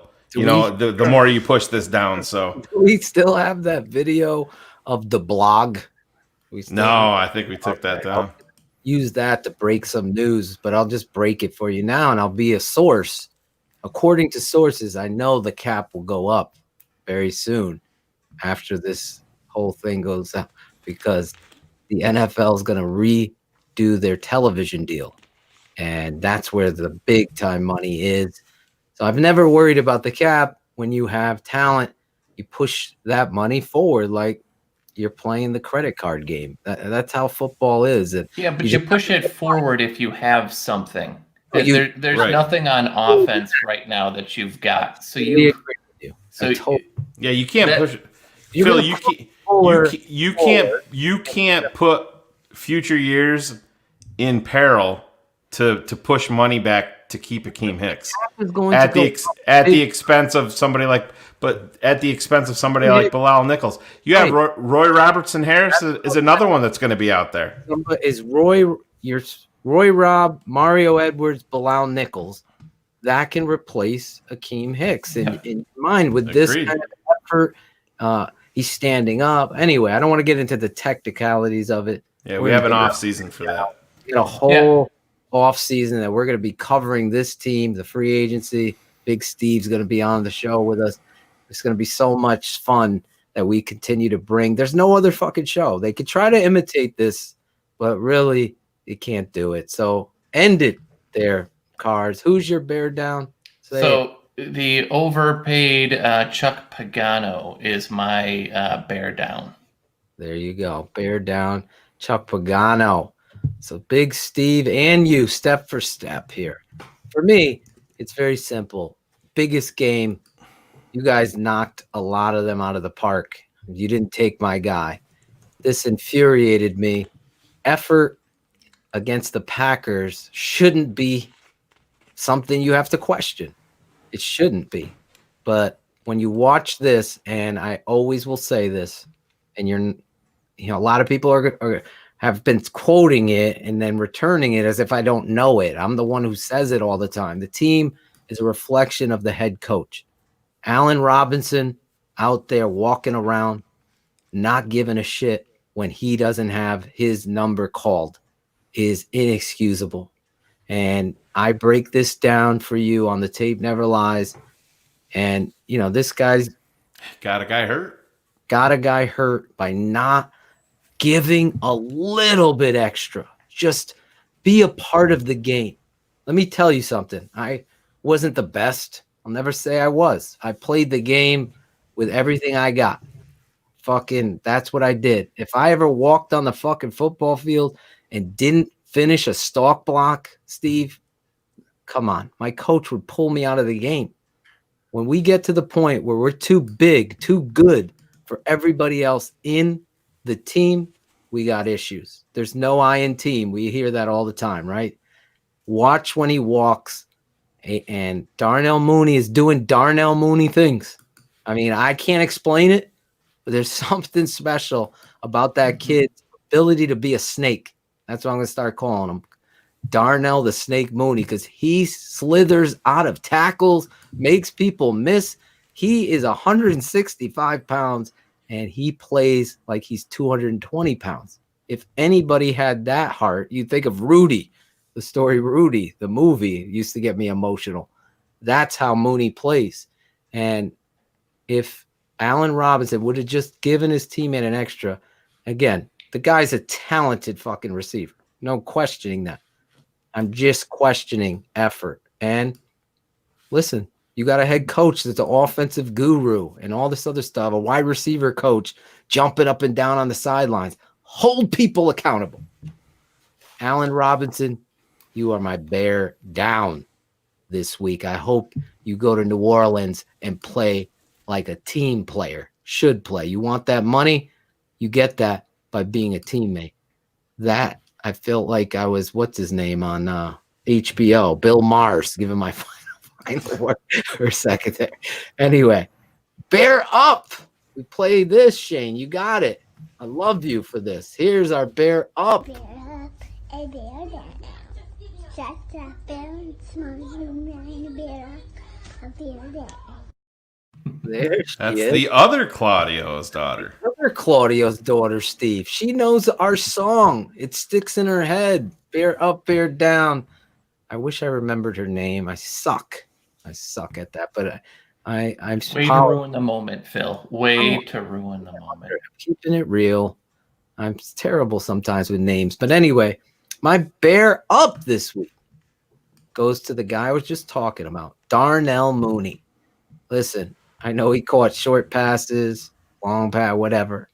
I just watch him and his effort on the football field in the big moment when you have your rookie playing with that kind of passion, that kind of drive. I wish everybody had that football drive because you would have fucking beat the Packers. I guarantee you that. There was two guys on offense that gave everything they got. Everything. There's no questioning. One of them is my bear up. Darnell Mooney, that catch on that grenade launch is something special, Steve. I'm serious. To get in that moment and leap and articulate your head and eyeball that ball and catch it with your hands and just snatch it and pull it in and fall to it's just a thing of beauty. I don't know. It's one of those moments I won't forget. The young receiver this season. So Darnell Mooney, you are my bear up this week. Cars, who do you got? I could take the easy route, and but I know that the guy fumbled, and I still disagree with the call. But the other guy that I think shows up every week is Cole Kmet. Between the physical way he catches the ball and runs, he got a lot of tough yards after contact. And one of the things that shows up week in and week out, which is on his college scouting report, man does not go down on the first side of contact, right? First guy hits him, he's still going. So, I think I was hard on him as a draft pick, but I think, he plays the game the way that I like to watch it, especially out of the tight end position. So Cole Kmet is my bear up for the week. Cole Kmet. What did you think about the fumble, guys? When his butt hits the ground, I mean, that's not a fumble. I did not think that was a fumble. No, it was a horrible play call, or a whole horrible officiating call in a season that has been riddled with ridiculousness. I could not believe they gave the fumble. Steve, you saw the play with Kmet. I mean, it's his butt cheek on the ground, and then the ball comes out. I mean, I thought the butt cheek was down from one of the angles, but obviously then they went away, and I was like, "Oh, it's our ball." It then came back from commercial break, and here they got the ball. So they love to go to break on the big moment with Fox. Yeah. Let's go to break. All of a sudden, they're lining up on all. Of course, the darlings get the call. Yeah, of course they do. Loyalty till the end. One agrees with it. Was not a fumble. HL Priest says it was too close to call. I thought it was simultaneous. Look at this. Popping in the chat. You guys could give your bear ups and bear downs as well. Steve, you got to do it. Did you not say it? Jose, I said it. I didn't know if you said Cole Kmet. You are my. I already said it. See, it's just further evidence you just don't listen to me. It's fine. By the butt fumble, not Mark Sanchez. Did you play with Mark Sanchez? No. Look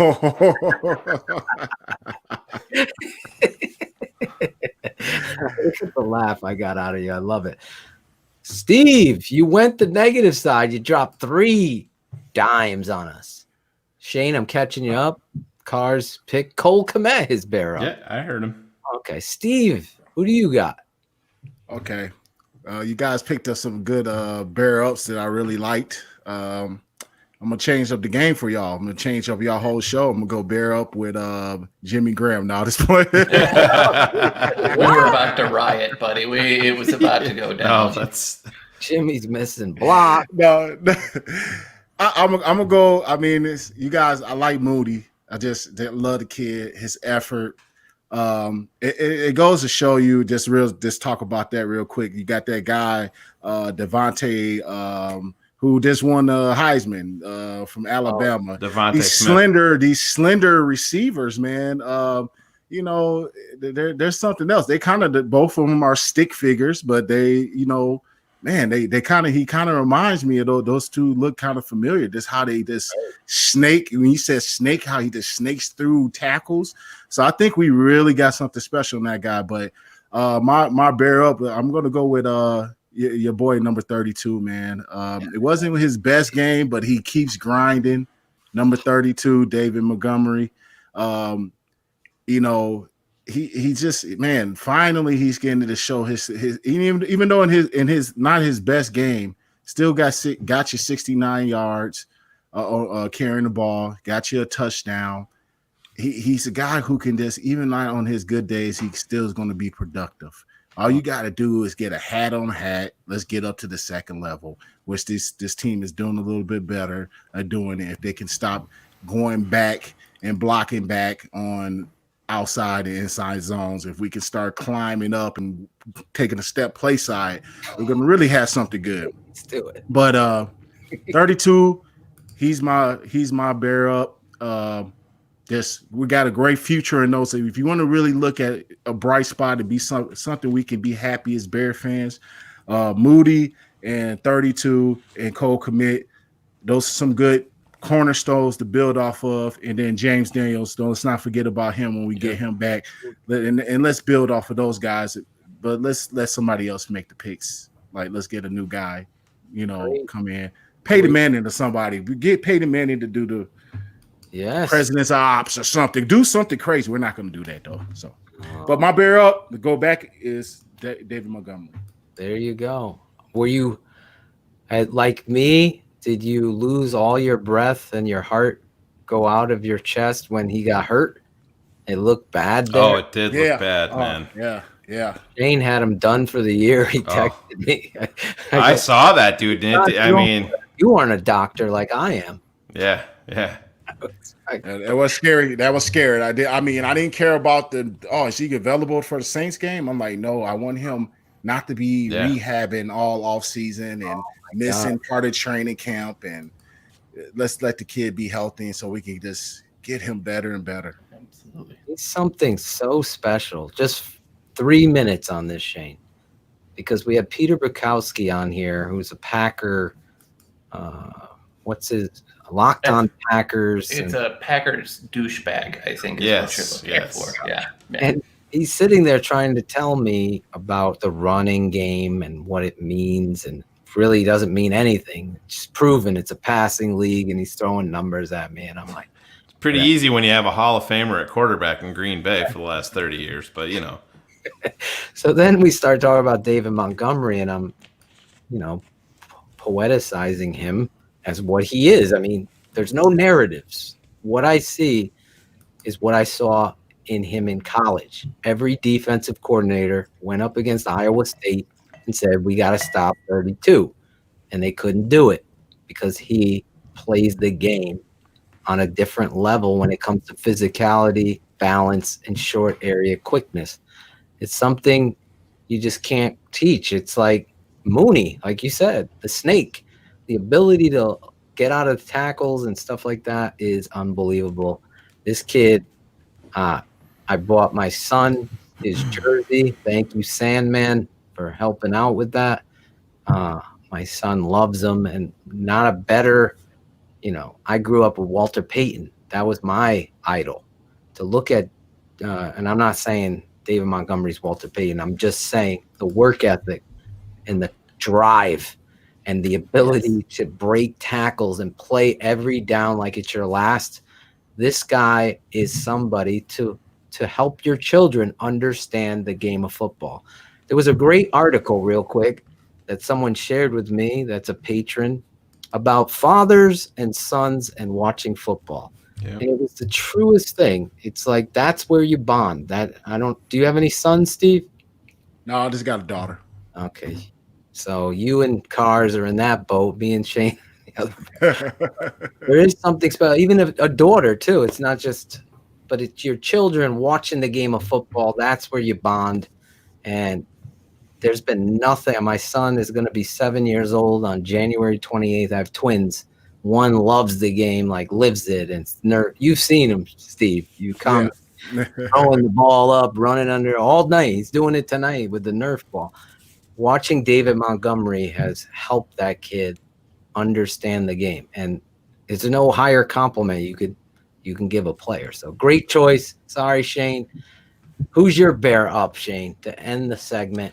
Well, I'm gonna go way off radar here and probably surprise everybody here, but I've been focusing on this guy for the last couple of weeks. He's not playing a whole bunch, but Steve mentioned guys that you can look forward to, these building blocks that you can move into next year. And I think that Ryan Pace may have found something in number 99. He hasn't come through and gotten the sacks. Trevis Gibson? Yes. But I see him flashing. He almost had a sack. I know. I see him flashing more and more, and he's intercepted play. He's going through a position switch. They played him at defensive tackle some in college, and the Bears are moving him outside. But I like what I'm seeing in Gibson, and hey, I'm all about if you can unearth a young pass rusher, and I think Steve, this is probably something that you mentioned with Juan Castillo needing that offseason. All of these rookies had the craziest offseason ever coming in from the draft, where you're usually getting drafted if you're lucky enough to get drafted, and a week or 10 days later you're in mini camp, rookie mini camp, and then the veterans come in. These guys didn't have that benefit, but this is a guy that I'm going to be paying very, very close attention to, because he hasn't gotten home yet, but he is flashing on the field in the limited reps, and that's That's where it all starts. Taking over for Waters got less reps now. Yep. He did get benched, like you said, and he's kind of humbled them. It's funny how they pick and choose accountability, Steve. They don't put it on the players that have, big contracts. That's where that's the whole offseason show. But yeah, like I guess it's a little off kilter to call him my bear up, but it's I wanted to give him a little bit of love because, like I said, he's starting to flash more and more with his limited opportunities. And hey, you get down there in New Orleans on a fast track,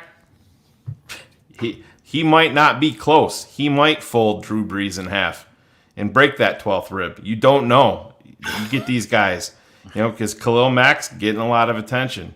Yeah. You never know. You get him on a fast track, and he could make a game-altering play. But I'm gonna throw the young pup, the rookie, a little bit of love. Travis Gibson, you're my bear up, and I hope you continue it, man.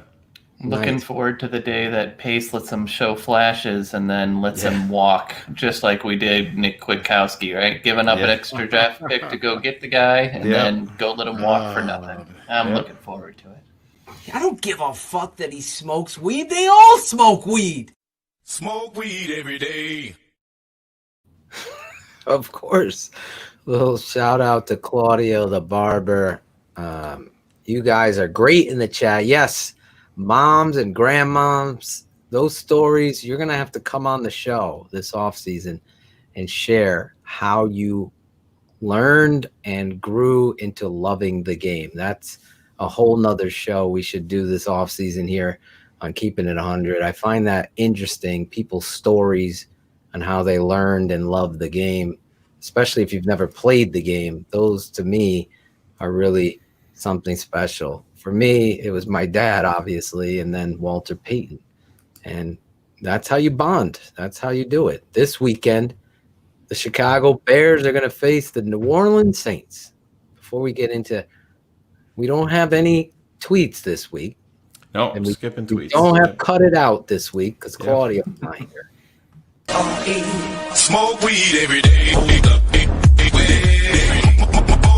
Smoke weed every day. Gotta give Claude some love. We do have Big Steve Edwards, former Chicago Bear, on the Keeping It 100 tonight. Earlier, we had Shawn Sierra, our buddy there. We're breaking down Bears Packers as well as Bears Saints. One last thing about this Packers game that I want to get out of the way, and it has to do with the 40-second play clock. Yeah. Let me say this. There is a narrative that's being written now that all the refs allow that 1 second after the zero hits. The way that they explain it is the referees are looking at it. They have to see it. So that's where you're getting the 1, 2, or 3/10 of a second. Big plays are nice. Yeah, and it unfortunately seems to happen more times than not with the Packers. The league office today, and I asked them about this scenario that you just gave and McAfee with Aaron Rodgers, and they said that's absolutely incorrect. And this is the problem I have. The play clock doesn't do what the NBA clock does. Well, it needs to be consistent because it's not. I don't give a fuck, you Packer fucks. You get this break all the time. In fact, what was it? Chris Conte's year. Twice on that drive, there was a delay of game not called, oh, by the way, against the Darlings. Every time I've seen the Chicago Bears, I don't see the 40-second clock go to zero and not get a flag. I see the flag out. I can count on my hand one time we got away with one. Fucking bars moving the other day. False start, we got away with a call. Yeah, that was the first time I could think of, Steve. You played that clock hits fucking 40. There is an official assigned to just look at the clock. Let's go back a few weeks. What was it, against the Jags? Or was it against Houston? Where the fucking referee standing over the ball Yeah. Not letting the quarterback get the snap. Mitch is going like this. Mitch is refereeing the game. And It was Houston, wasn't it? Yeah, it was Houston. Delay of the game penalty. So don't give me this fucking Aaron Rodgers Playboy bunny bullshit. This is wrong. And according to the league office, I'm 100% right. There's no guy that's looking and then another – make it a 41-second play clock then. It drives me insane. Listen, these guys can get buzzed when there's a review. So they should be able to be buzzed when the play clock is out. 100%. What do you think they make such a big deal about? Please reset the clock, or number 79, Steve Edwards is reporting eligible. Please set the clock to 25 seconds. Yeah. They're always involved. Well, there's definitely ways. Like Phil, you brought up the NBA cards. I know you're an NBA fan too. They have a light on the backboard. They have a light around the shot clock. When the clock goes off, that all illuminates red, so it's very, very easy to see it. I mean, with all the technology they have now, you can have the down and distance. You know how they have the first down line on the TV? They could have the line of scrimmage line illuminate red as soon as that hits 0, and then make it reviewable. If that's the case, because these are game-altering play. It was a 72-yard touchdown. And Steve, you've seen this haunt this Chicago Bears team. Some people forget, or they don't pay attention to it, or they say, "Oh, that's bullshit. Everybody gets a break." No, Shayne is giving you fucking stats about third down penalties. Now I'm giving you stats, games. The Chris Conte game, you win the division, and you're going to the fucking championship if you beat them. Am I right at that? Were we going to the Super Bowl? Yeah. Or was that was the NFC championship? Or was that Color sitting on the sidelines with the? No, not that one. It was the Conte game when fucking Lance Briggs and him are going. They don't know, and the play. That would have put him in the playoffs. It was to go into the playoffs? Yeah. But it also happened in the NFC championship game as well, with the game you're talking about. These are documented things where there's extra seconds. Show me a picture with a Chicago Bears fan or a Packer fan is showing a Bears play clock at 0, and the Bears all of a sudden throw an 80-yard bomb. It doesn't happen. So there is a bias. I wanted to make sure, because I saw the McAfee interview with Aaron Rodgers, and McAfee's trying to get Aaron Rodgers to slip up. I know that's what he was doing. The reality is there is no fucking extra second, a tenth of a second. It should have been called in a job. You have one job to fucking do. One job. You're in charge of the play clock. That's what you do. And it should have been flagged. It wasn't. And unfortunately, we could go back to the Scanlon dropped the touchdown. That's part of the game. Don't argue with me with the nerds with the fucking you're complaining about this. You're always complaining about it always happens. This is it. This is not a fantasy land. The fumble, huge. It was after a fucking turnover. Right? It was after the big touchdown. The butt fumble happens with Kmet. The very next play. Now they fucking get the ball back again. That changes the whole tides of games. It's amazing how we forget these things. Steve, you wanted to say something about the play clock or anything. The NFL has people watching every inch of that field. You know what I mean? We got people now that they're spotlighting if a guy has a concussion. So to get the play clock wrong and keep on happening, and it's happening in the favor of, this is the stuff right there. Gary Latz, Steve. You see, he automatically assumes, like a fucking video game, the next play they're going to do the same thing. That's not how football works, man. It just doesn't work like that. In fact, I've seen it the opposite. Mm-hmm. They false start, they get a call, and the next play they throw a pick six. Imagine if we picked one of the three. What would happen then, right? Right. Gary, come on. This is real stuff, real talk. Sorry, but you're right. They cover every fucking inch of the field. They see everything that's going on, Big Steve. And they can't put number 40 on the field of play to honor Gale Sayers, a Hall of Famer that passed away. I couldn't believe where they put the fucking number 40. Did you happen to see that, Steve? No, I did not see that. Yeah, it wasn't even on the field. They had it on the sidelines where the cameras go back and forth, and it wasn't even aimed so it wasn't even aimed so the camera. It was aimed the opposite way. So if the camera focused on it on the field, it was backwards. Right. It was embarrassing. That's the most embarrassing thing ever. I mean, come on. You don't have fans in the stadium. Right. It's not much you don't have to. I thought they should have put the 40 in the at the 50-yard, right at the great big line. Yeah, well, I guess they tried that. They wanted it back when Walter died. They wanted to do the 34-yard line, and the NFL said no. But I mean, take the logo off the 50 and put the big emblem for Sayers there. Too. Yeah, exactly. What is hard about this? Yeah. What?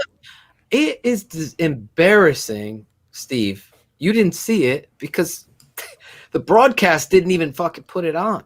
Shane, we got a picture from somebody that helped us. Yeah, let me I can grab the picture real quick so Steve can see it. Steve, it's where the water boy and the media sit. It's over there. And I know for a fact, I've confirmed this as well. Breaking news. This network made a big deal about it. 2 season ticket holders and 1 person that's high up in their, what do they call it? Board got wind of this show.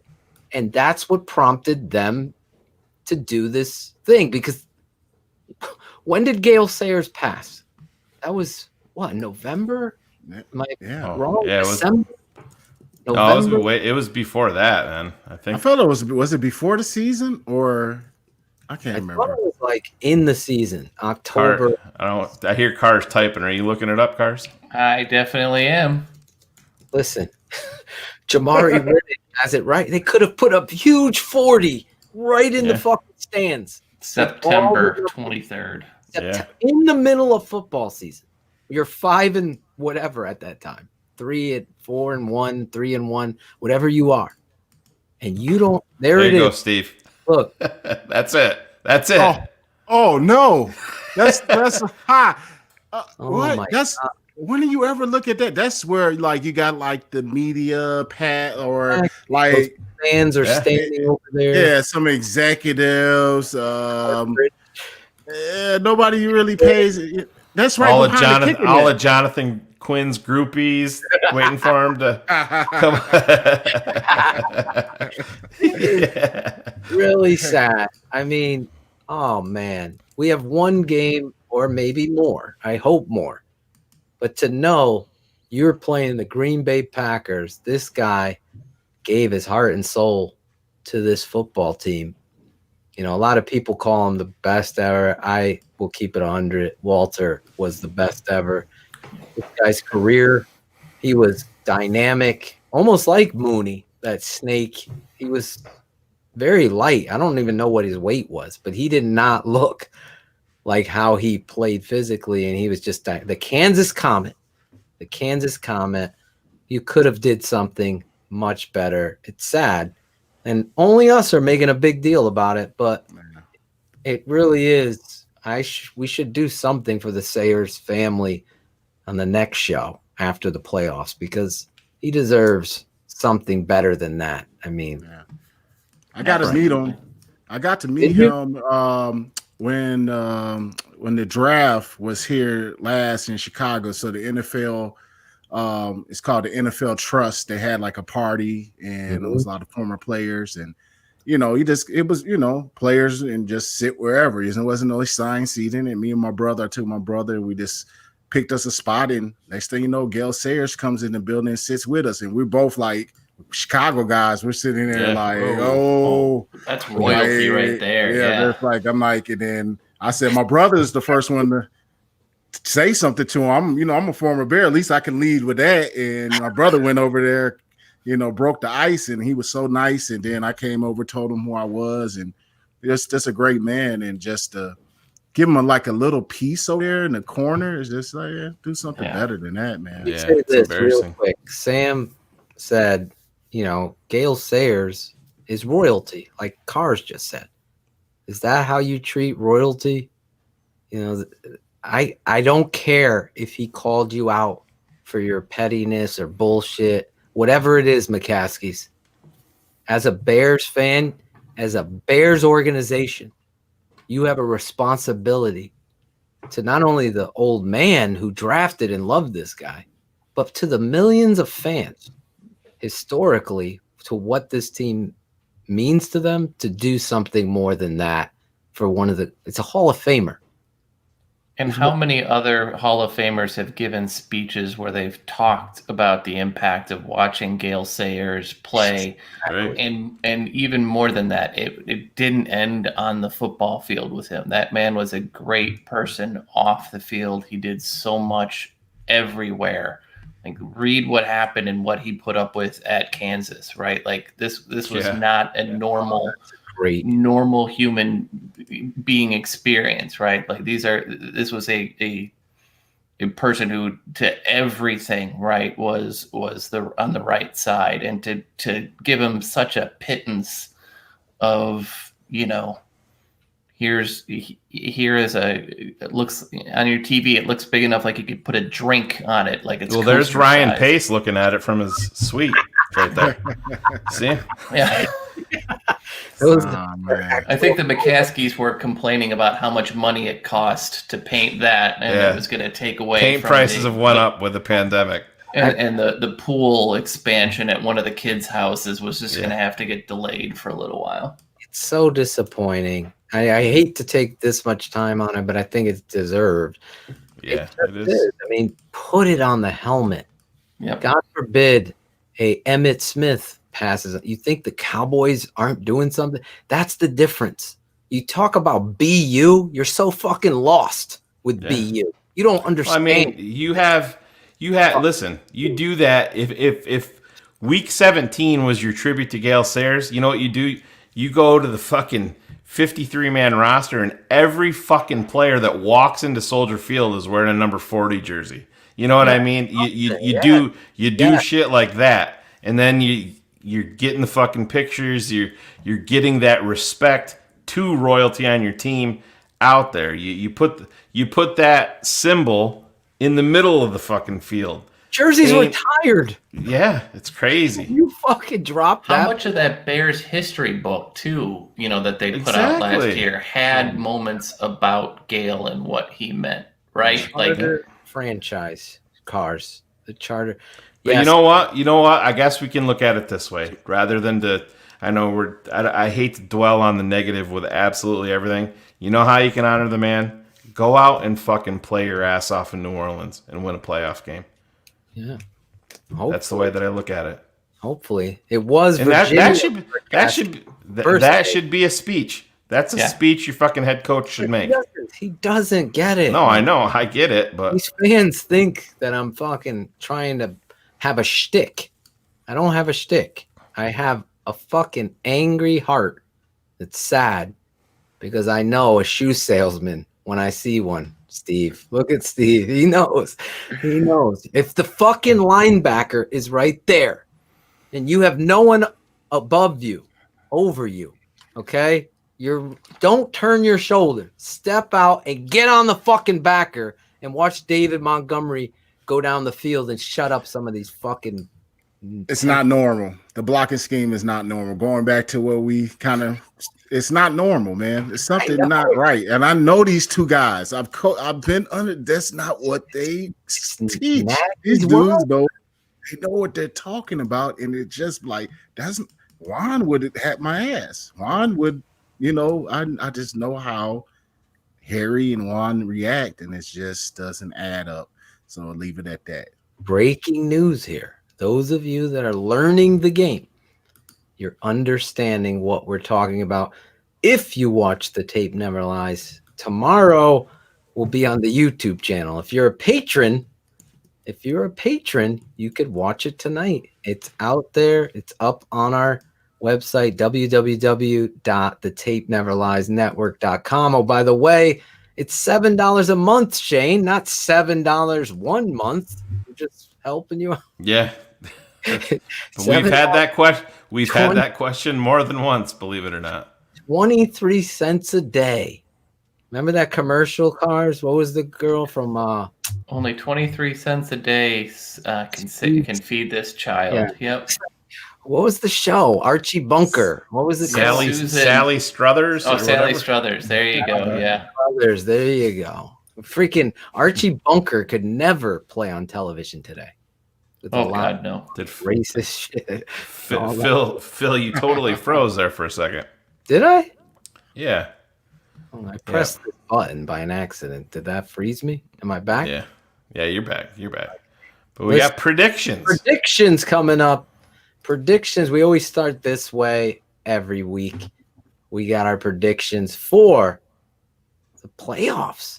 I mean, if I'm going to root for a team, I want to give it all I got. Next play. Pass. There was no rhyme or reason. Drove down the field. Mr. Montgomery breaks a huge run. If he scores on the run, you don't got to worry. But you do got to worry because he gets tackled at the freaking 15. There was no rhyme or Next play, shotgun.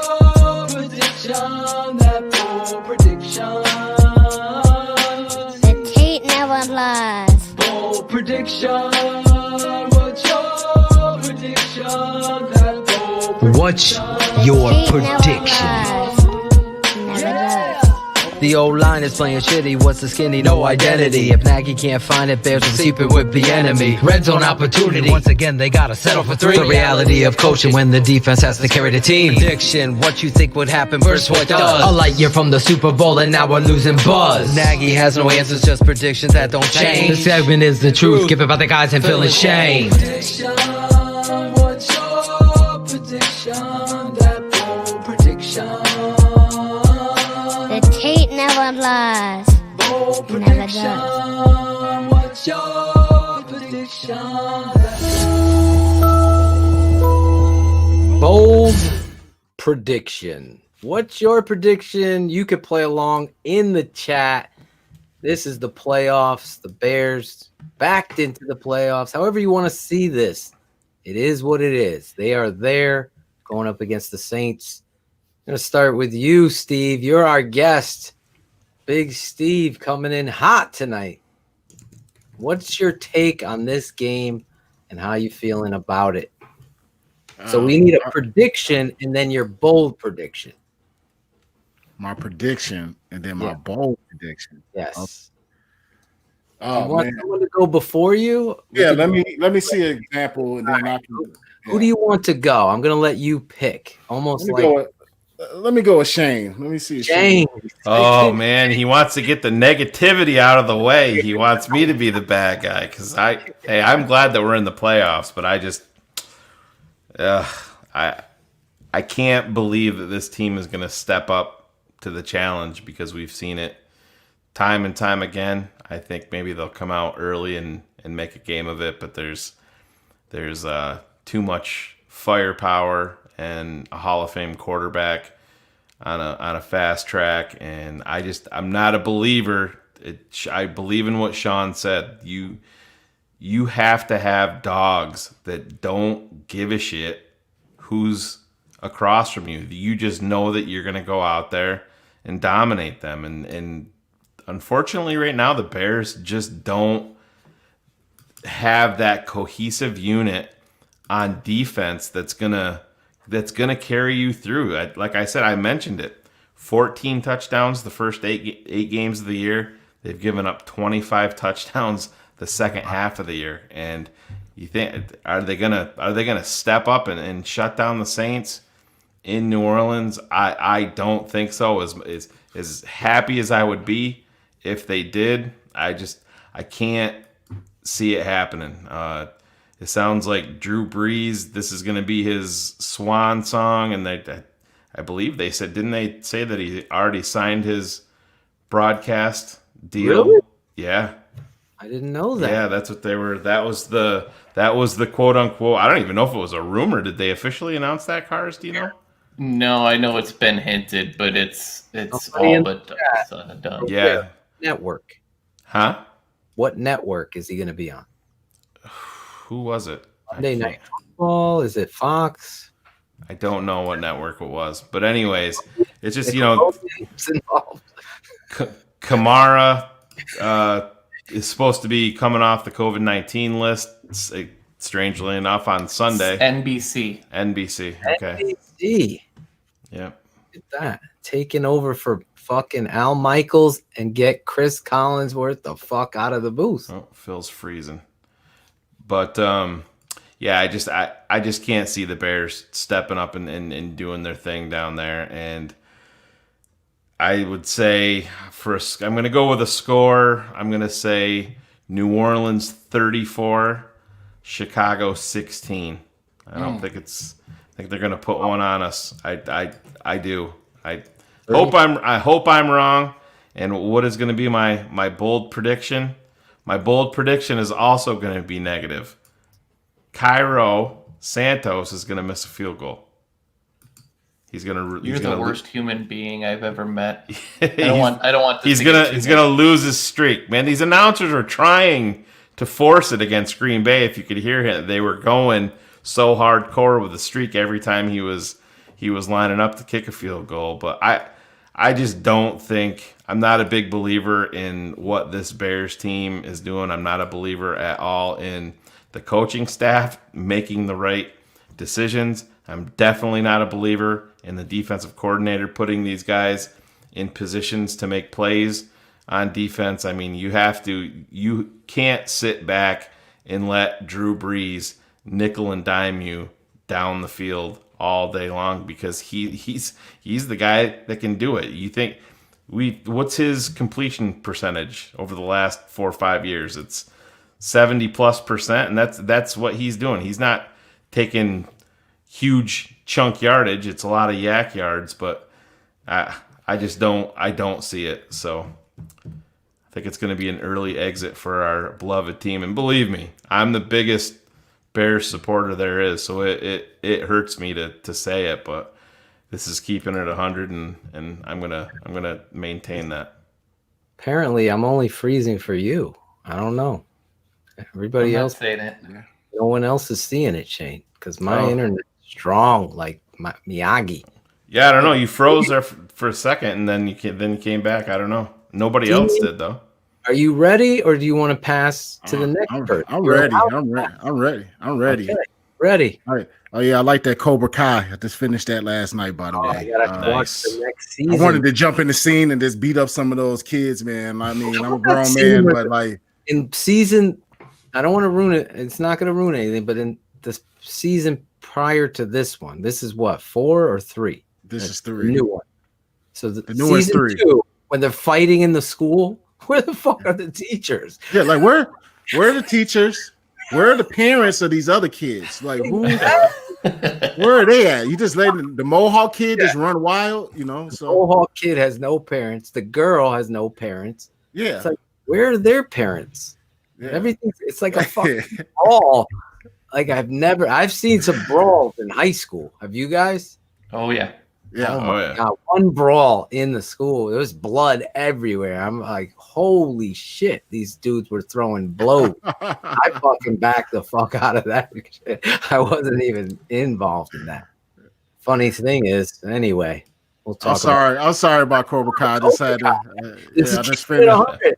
It's the Netflix. You got to watch Cobra Kai. If you're not watching it, check it out. Me and my wife love it. That's the show, Steve, that I got to wait with my wife. Do you have those? Oh, absolutely. My girlfriend.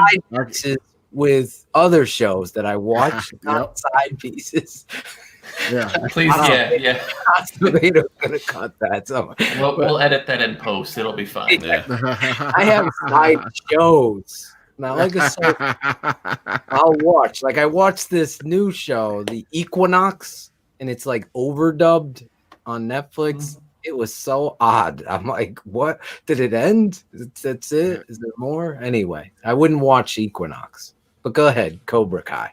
You're my guy. Yeah, so just breaking down this game. I'm with Shane. I don't know how positive I could be. I mean, are these guys okay? Let me. Are these guys really going to be into this game, or are they knowing they're getting the playoff check? You get that nice little extra playoff check. Yes. You know, you're like, we always look, but like when I made the playoffs, we were like, yeah, we're playoff check and we're about to go out here and ball. You know what I mean? You barely get in. You're just like, okay, what? It doesn't. Do you have the confidence? Nike can do all the salesman, talking to media, but I think it could be a different atmosphere up in there. You just to get the hobble in the way you hobbled in. I know you could play that. We have nothing to lose type of attitude, but I just don't see that out of this team. I don't see that personality out of this team. I see more of a personality like, hey, we got an extra check coming and let's bounce. Yep. First door out, foot out the door, as soon as the fourth quarter, the zeros pop up on that fourth quarter. So I think New Orleans is right for the pickings. I just don't think we're going to be the team to take advantage of that. I think they're a little vulnerable here and there. I think Drew Brees isn't in rhythm, but he's going to get in rhythm versus us. He's going to, I just think that we'll have I think we'll muster some scores, but I think they're just going to exploit us offensively. I just don't have much confidence in the guy who I put as the bear down, Chuck Pagano, matching up with Sean Payton. I'll match that. Let me not match players, or let's match up coordinators. What Sean Payton is. Sean Payton versus Chuck Pagano. Sean Payton wins. He's going to pick this dude apart. Where's Roquan Smith? Is he going to be on the field? You know what I mean? We're just. I'm praying. Man, I saw the way that arm and elbow went. Man, I don't see how in hell he can play. Yeah, why even risk the future of your organization? Guy's 23 years old. Yeah, don't play with that. And New Orleans is dirty anyway, so they might do something nasty and dirty to Hey, real quick, while we're on that, before you give your score, Steve, talking about that, Phil, you and I talked about it. Knowing what you know, and with Wims being a hothead and Gardner Johnson being a complete hothead and instigator and all that. Tweeting about it too. Yeah, he's like, oh, my boys coming to the city and all this stuff. Would you? I wouldn't even dress Wims. I'd dress Ridley, and I wouldn't even put Wims in the fucking position to lose his head again and do anything stupid. I wouldn't even dress the guy. Yeah. Why are we even dressing this guy anyway? Exactly. Like why? That's another thing. I'm like, why does this guy get such a pass? What has he done? Was he just a blocking receiver? What kind of offense? What kind of elementary stuff are we doing? We want him because he's a blocking receiver. He doesn't. I mean, I haven't seen anything fantastic out of him blocking. So, Ridley put him in. Yeah, get that guy out of here. He doesn't deserve to be in the game, but he's going to be out there, and doing nothing. Cupcading on the backside, doing all just doing whim stuff. Yeah, I wouldn't. They're gonna. New Orleans is gonna come out there. They're gonna get nasty with it. Sean Payton's gonna he's gonna get his guys motivated. They're gonna be motivated, and they're gonna come out here. They're gonna come after Jimmy Graham's legs. They did that intentionally last game. They sure did, and that's how nasty they are.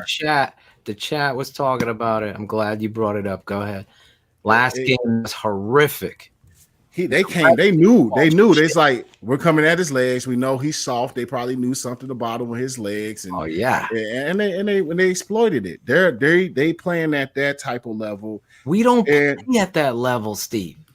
Yeah, that level of thinking. Yeah, just get after this dude's leg. Yeah. Yes, that's the coach. Get after his motherfucking ribs. I don't give a fuck. Do you think that was a good thing? Tony thinks it was a good thing what Javon did in Chicago.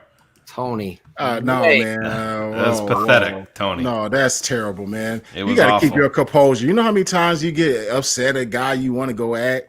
You don't do stuff like that, man. It's a bad look on your team. Like, what are you proving? What somebody got a helmet off, on? Like to do that stuff when let meet him outside when there's no helmet on. Let's see what kind of tough guy you are then.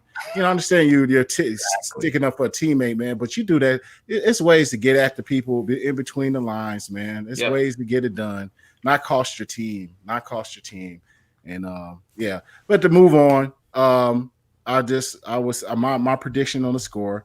I'm gonna be generous with the Bears. I'm gonna give them 17. I'm getting New Orleans 31. So I'm going New Orleans 31, Bears 17. My bold prediction is negative as well, and I hate to be this way, but Taysom Hill is going to go for over 100 yards, and he's going to have 2 touchdowns. Oof. Wow. Look at you.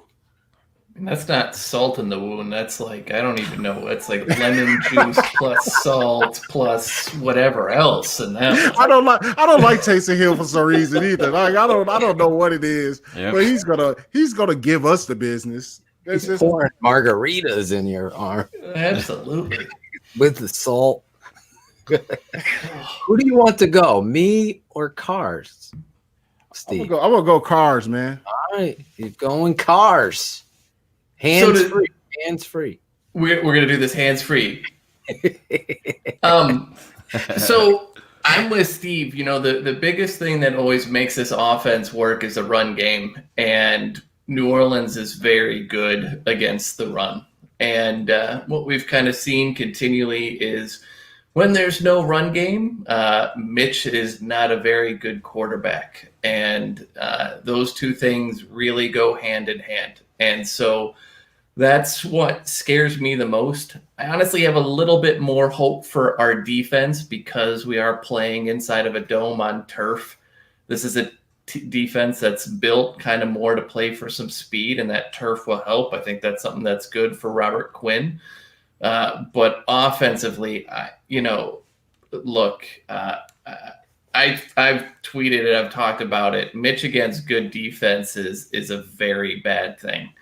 If you look at his, even last year, when he finally got the 2 garbage time throws, Mitch averaged under 4.5 yards an attempt against the New Orleans Saints defense, right? You can tell where he is at by where the yards per attempt are. So I don't have a lot of faith, especially with Mooney out, that they're going to be able to stretch the defense. I don't have a lot of faith that they're going to be able to run the ball.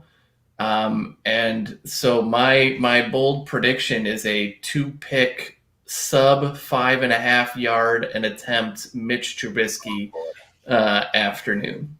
Oh my Lord. And that'll be his last as a Bear too, you're saying, correct, right? I already think it is. I think they've made the decision on Nagy and Pace that they'll be back. And I don't think they're going to be back, Pace and Nagy. Yeah, I think so. I agree there. I think so. But you can't keep Mitch with those guys, right? If that's the way you're going to go, that relationship, it is so fractured. It is so fractured, and I mean we've seen enough. He's a super nice guy. He works really hard, right? I do think they're going to hire a president to go over the other 2 guys, but he's a super nice guy. You want him to do well. But you were talking about it earlier in that game against Green Bay. It was like one of the earliest 3rd downs where he was super late throwing to Mooney. Like you watched him, and so Mooney was a yard short, right? He double clutched, he had him, then he stopped, and then he thought, like he's not doing it. And I see that being kind of the way that New Orleans goes. So I'm actually looking at it being 34-13 New Orleans. So we're all very, very close so far. Here's that before you prediction. Oh yeah, his 2 picks and sub 5.5 yards per attempt. Let me ask this question to you guys: does Nick Foles, like Alex Acevedo, our boy, thinks Foles is going to show up in this game? Do any of you agree with that? And that's a possibility. According to all of our scores and Mitch's Carr's bold prediction on Mitch, I those 2 think picks. Is he getting pulled in the playoffs? Oh. Yeah. Okay. Here, you want some positivity before you go, Phil? You want some positivity? I'll throw some your way. The New Orleans Saints have beaten 2 winning teams this season. That's one more than us, isn't it? Yeah, and that's Tampa Bay. We both beat Tampa. Yep. And we both tied. Listen, anything can happen. I'm real quick before I make my prediction. Our buddy Chris Jackal, he built the Draft Dr. Phil Studios here, Steve, that I'm sitting in. He actually came over. Wow. Yeah, he came over, sheetrock, framed. I did the soundproof and stuff, but he built it. He made a great point, and I'm going to ask the group before I predict. Are you really putting faith in Pace to pick another quarterback here in Chicago? No, I don't want him to have nothing to do with a quarterback. Absolutely. And I know everybody, it's a chance they come back. That's why I cringe. I was cringing over here. If I can have at least one person and give me one of them to go. Yes. Pace has to go. I'll stay with Nagy because you'll get a general manager. And I know that sucks. I love to clear the damn house, but got to get for me, Pace, man. I think he's going, Steve, and you know where I think he's going?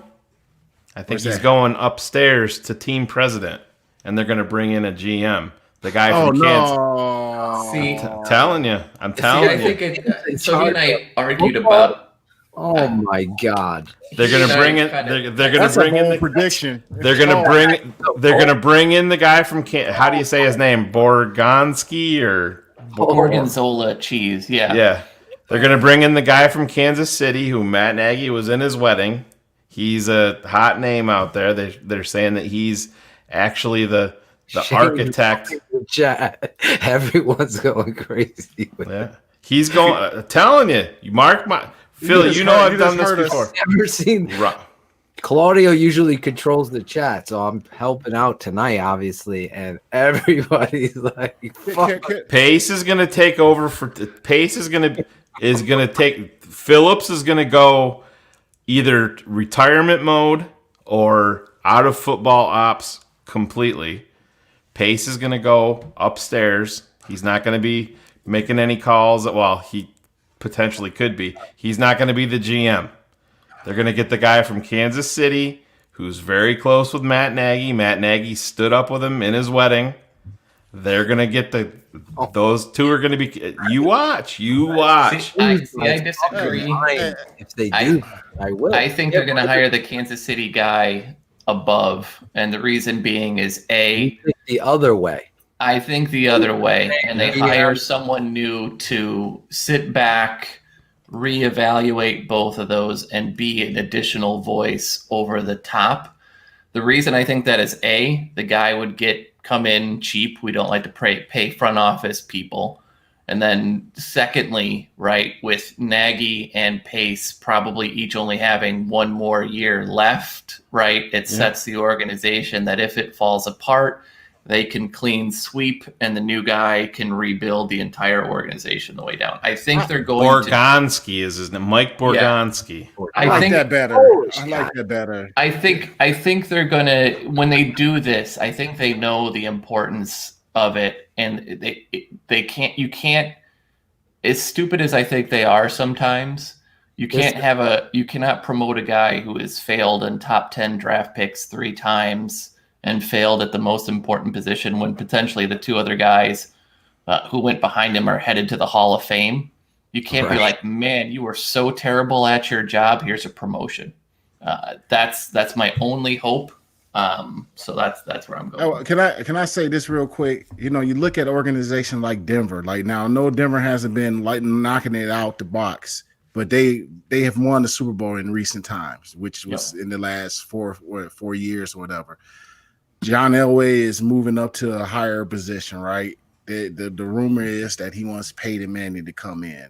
I mean, that's just a smart move. I mean, I know Peyton Manning hasn't done it, but this guy knows the football. I mean, the dude is a scientist of football, and why can't we just go out here make Peyton hit a home run? Do something. They're saying the leader in the clubhouse to be the next GM of the Denver Broncos is Champ Kelly coming from Chicago. Yes. What? Yeah. Then we get 2 third-round and picks. As the addendum to the Rooney Rule is, since the Bears procured him and got him to the position to become a GM, molded him, quote unquote, like Carr says. The Bears would get 2 third-round compensatory picks, one in 2021 and one in 2022 for doing that. Corners with both of those picks, because you can never have more than or less than 47 corners on your roster at any point in time. But that's the Mike Kliss, who's very locked in Denver,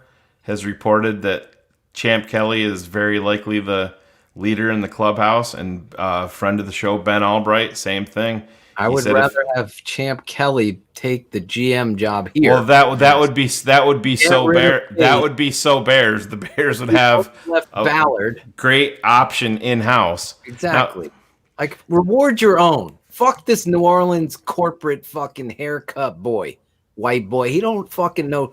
He's lost. You're gonna fucking promote this guy? You're gonna get me that fired up tonight? I'm with the chat. Well, I mean, Elway struggled at the same position as Pace, right? Elway struggled to identify a quarterback, and so is Pace. I don't want Elway running my room either, because I don't. Yep. You don't have to be a quarterback. I've seen this. Even like you, Cars. You never played. That doesn't mean you don't know the game. You understand the game because you love it.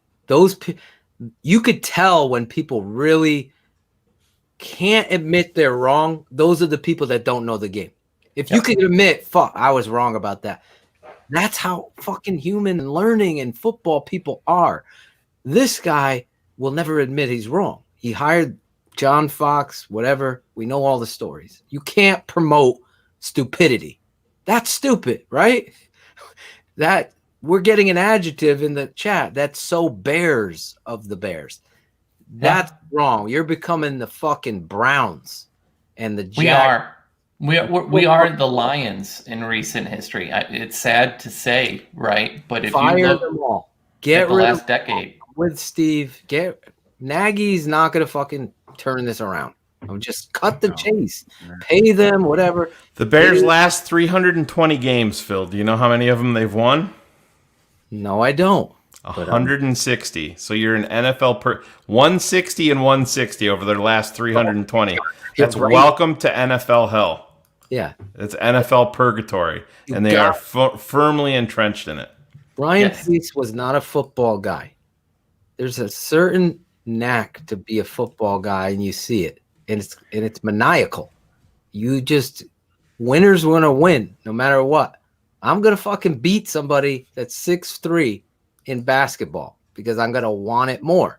That's where you got to find the Darnell Mooneys. He did a good job there. You can't miss on, like you said, my guy Watson. You didn't even talk to him. He had small ankles. You're worried. Don't worry about shit. Analyze it the right way. Stop worrying about numbers. Watch the fucking film. And every one of them, Shane. Should we play that clip now, Shane? Oh yeah, Steve. I'd like you to see this too. This is you're talking about an NFL quarterback and our issues, with Mitch at that position. But this clip has always stood out. Yeah, you can. This clip is going to be from draft night, seconds after the Bears drafted him, and John Gruden, and I'm blanking on the Louis Riddick, and everybody are talking about Mitch, and I want you guys to not only watch some of the passes that Mitch is throwing, but listen to the analysis, and you tell me if it's. Think of Ryan Pace. Think of everything. Yeah, try to come up with. We'll go over it after. We'll play it right here. There's a lot to like, but his deep ball accuracy's got to improve. There's just too many shots downfield where the ball is off the field of play and it's not catchable. Got to correct this. He's got to improve his deep ball accuracy, and in Chicago, that'll be something to keep an eye on. I think this is one of these situations here where, look, the Chicago Bears knew that other teams were going to be interested in him, and they wanted to just sneak up right on behind the Cleveland Browns and didn't even give the Cleveland Browns a chance to even get the guys that they wanted. He's got to be more aware in situations. The 2-minute drill, backed up. He had a safety against Georgia, took another safety the following week against Illinois, and Some of the complex blitzes that Stanford gave him caused problems. He's an inexperienced one-year starter. He's going to take a little bit of time. Dowell Loggins, the offensive coordinator, has time to nurture him because of the veteran presence of Mike Glennon, but clearly they're tired of Jay Cutler. Whoa. Does it put it into perspective for you? It's the same. Phil, we talk about his deep ball. I mean, how many times? I'm not saying that you have to complete every one of them, and you can still be effective in your game plan by misfiring on a deep ball because you're keeping the defense honest. But we've seen guys wide open for touchdowns running down the field, and Mitch sails the ball, and that's exactly what Gruden was talking about there. You have to give your guys a chance. Those are out of fucking bounds. Those yeah, right. His chart for the season, his next gen, like where his quarterback ranking is by distance, it's like the best ever throwing 0 to 5 yards behind the line of scrimmage. And it is absolutely atrocious QBR ratings throwing anywhere over 10 yards. That's who he's been. Yeah, he was 2 for 7 in the Packers game, throwing passes over 10 air yards, and the one was to Mooney, and which should have been. You look at the other side, right? Rodgers drops 2 passes perfectly in a guy's breadbasket. Mooney's basically stopped because he has no faith that Mitch is going to throw him the ball, and he's still got to come back to it. Like he's just not that guy. Let me say this: those are highlights that are cut. There's a lot more to someone's game, but when you see those things, and they look a lot like what you see, you saw the outstep. You saw the throws out of bounds. You saw the zone blitz concept, and you're throwing that pick six. And you go to the end of that clip, Phil, you're talking about the zone blitz. His check down guy is wide open right there in the middle of the field. Wide open. Yeah. And he threw a pick. He went outside against Stanford, and it was a pick six. I mean, but that's thankfully, I don't think Mitch has ever thrown a pick six in his NFL career. That's one thing that I guess he can hang his hat on. But I mean, it's sometimes the simplest is the best. And I mean, the guy's right there. Well, this is all of them said. This is our guy. All of them. Yeah. Mark Sanowski. He went down the list. We know the story. Listen, I know we've gone over. Steve has been here with us, rocking it. Let me give my prediction and bold prediction. And we'll say goodbye to Steve. We'll do some shout outs. We'll let you shout out somebody before you leave, Steve. I know you've been with us all night. We love it. I know the fans are loving Steve Edwards. More Steve. Good. Listen, my bold prediction. I can't ignore everything you guys are saying. Everything you're saying accompanies the worst experience I've had cutting tape since I've been doing the Tape Never Lies, because it's a showcase. There's so much talent. They could be so much better. And things like Steve's talking about, blocking the backside, when you just get up on the backer, the strong safeties in the hole. Allen Robinson, I forgot to tell you about this one. The nickel blitz, 3rd and 1. They blitz the nickel corner. He comes free between Leno. Allen Robinson, you know the fucking snap count. You got to get across there and knock him on his ass. Lets him go. Stuffs the play. Oh, it's 4th down and 1 now. These little things matter. So I can't put my faith in a team that's coached like this. I just can't. The head coach has no accountability. They lack the toughness that's going to be needed in this game because, like Steve said, Sean Payton's going to have fucking bounty gate going. He's going to go after people. He's going to be hitting Mitch. They're going to be fucking zone dogging, getting him uncomfortable stuff in the run. So I'm right here with you guys. 34-16, the New Orleans Saints. I do, however, have Khalil Mack and Robert Quinn, 2 sacks each is my bold prediction on that fast track. Robert Quinn, listen, these two guys have been injured bad all season. They take a lot of heat. When you look at the kitchen, this is the first time I've ever called Khalil Mack out on the tape. Never lies. You patrons will see it. Maybe I'll put it in the free version because I don't want to. I'm not a homer. I just call it like I see it. The last touchdown run by Jones. Mack is playing against the tight end, Mercedes Lewis, and he just took the play off, let him go in. It's not the way Mack plays. That's a reflection of the team, the energy, and the head coach. You betting on that shit? Not me. Not me. I'm not. Fool me once. Right, Steve? Fool me once. Listen, those are the predictions. 34-16, I said. All of you guys are in the same ballpark there. So you gave him 17, Steve. Steve, you've been tremendous. We love you here on our network. You're also a fan of what we do, which means a lot to me and Shane personally. Cars, I don't know. You're not a fan of his keys, but he doesn't even need keys to drive. That's the joke, because he has a Tesla. That's why he's hands-free. Yeah, he's making that big money. Okay.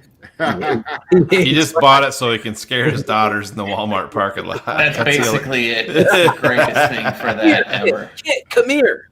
That would be so cool if you got your car to talk. I'm coming, cars. I'm coming. I can actually now customize its horn to play a song anytime I honk it. So Ludacris is about to be every time I honk that car. Nice. Steve, thank you for coming on the show. Keeping it 100. You did it. You really did. You're amazing. Great dude. Do you want to give anybody a shout out before we let you go tonight? Oh man, I'll shout you guys out, man. Always keeping it 100, keeping it real. Love coming on here. Love watching y'all, man. When I'm just, sometimes I'm just sitting watching TV, and I'll turn you guys on and set the phone on the side and just listen to what you guys got to say. You guys have replaced what I used to like to listen to the score. I like to listen to you guys now, man. So you guys are really knocking it out the box, and definitely humbled and always happy to come on and chop it up with you guys, man. You're really doing your thing. So I want to shout you guys out. And yeah, man, let's see what the Bears do, man. I hope nobody gets hurt. They better not come out there half-assed. Yep. Because Bounty Gate is going to be in full effect, and they'll hurt you. If you're thinking about going on vacation, you're going to mess around and get hurt. So hopefully you come out here and let's see what happens. And just, all I can say, we chopped it all up. When it comes Sunday, just enjoy it, and let's see what it is, and we'll have plenty of breakdown after that, man. Yeah. You're not kidding. Yep. We're gonna bring you back. We're gonna have some conversations because I have some ideas. Also, Steve, before you go, text me your address so we could send you that swag. We love you. We totally appreciate the amount of time you gave us, and really, you couldn't get a higher endorsement right there. Big right. Steve Edwards. You know that. So thank you so much. Jeff Burton loves you. As long as Jeff loves you, right, Cars? He's one of your big... Hey, don't be trying to steal my fan. I have one. Don't you even dare. I have one. I'm sorry. Cars is the damn man. That's the man right there. There you go. I mean, Cars, he's the man. So next time we have Steve on, we're gonna put him through the Keeping It 100 gauntlet, because I have some connections, and we're gonna have Jonathan Quinn come on. And we're gonna play Steve. We're gonna play Steve's comments for him. You know what? Hey, guys! We're gonna run the ball. You remember I told you guys? Yeah. We're down 20. When we need to pass the ball. He was like, "Oh, don't want to hear that from your quarterback, do you?" John Taylor's lurking back there. I don't want to throw the ball. That was a rough one. Terry Shea. Terry Shea. No audibles. You'll like this field. No audibles. We had no audibles. Kidding me? We had to run right into wherever we saw. I think all he did was add an opposite call, and that was it. So it was Madden. I could call the same thing from Madden. No, I just flip it, man. I just flip the play. Yeah. You just flip it. The quarterback does that in Madden, and it goes the opposite way. that was Terry Shea's offense, man. This explains so much. Oh my God, I love this show. I love Big Steve. I think he also came from Kansas City, correct? He was. Yeah, right. That's who Terry Shea brought Jonathan Quinn. Correct. Yep. Verbally him. vouched for him, as the story goes. Yeah. And how we are in the mafia here in Chicago, that probably was what got him out of there, along with not having the audible. So, God, can you imagine? Welcome to the NFL. I can't say it enough. I think the energy of the fans understand how much we appreciate Big Steve. God bless you. Be safe. Man. We'll talk this week. Send me your address because I want to get that out to you. All right. All right, brother. You guys be easy. You too. I love it. It's one of my favorites. Tell Kyle Orton go home. Can't stay. Kyle's still living. I'm gonna stop telling y'all stories, man. Yeah. No, you're safe with us. You're safe with us, man. It's only broadcast to the world. Yeah. I love telling them. Thanks, Steve. Steve, big fan of Steve. What a show. With no segments, we still go long. It's amazing. Man. Playoff football. We just kicked every Bears fan in the nuts. It's hyped about the game this weekend. It's all good. They could play along too. Go in the chat or go into the YouTube trolling area, as I call it, and give your prediction. See where we're at. Like, I put my name to it. Cars is putting his name to it. Yep. Steve put his name. And Shane put his name to it. So yeah, the Twitter trolls. How do we feel about them, Phil?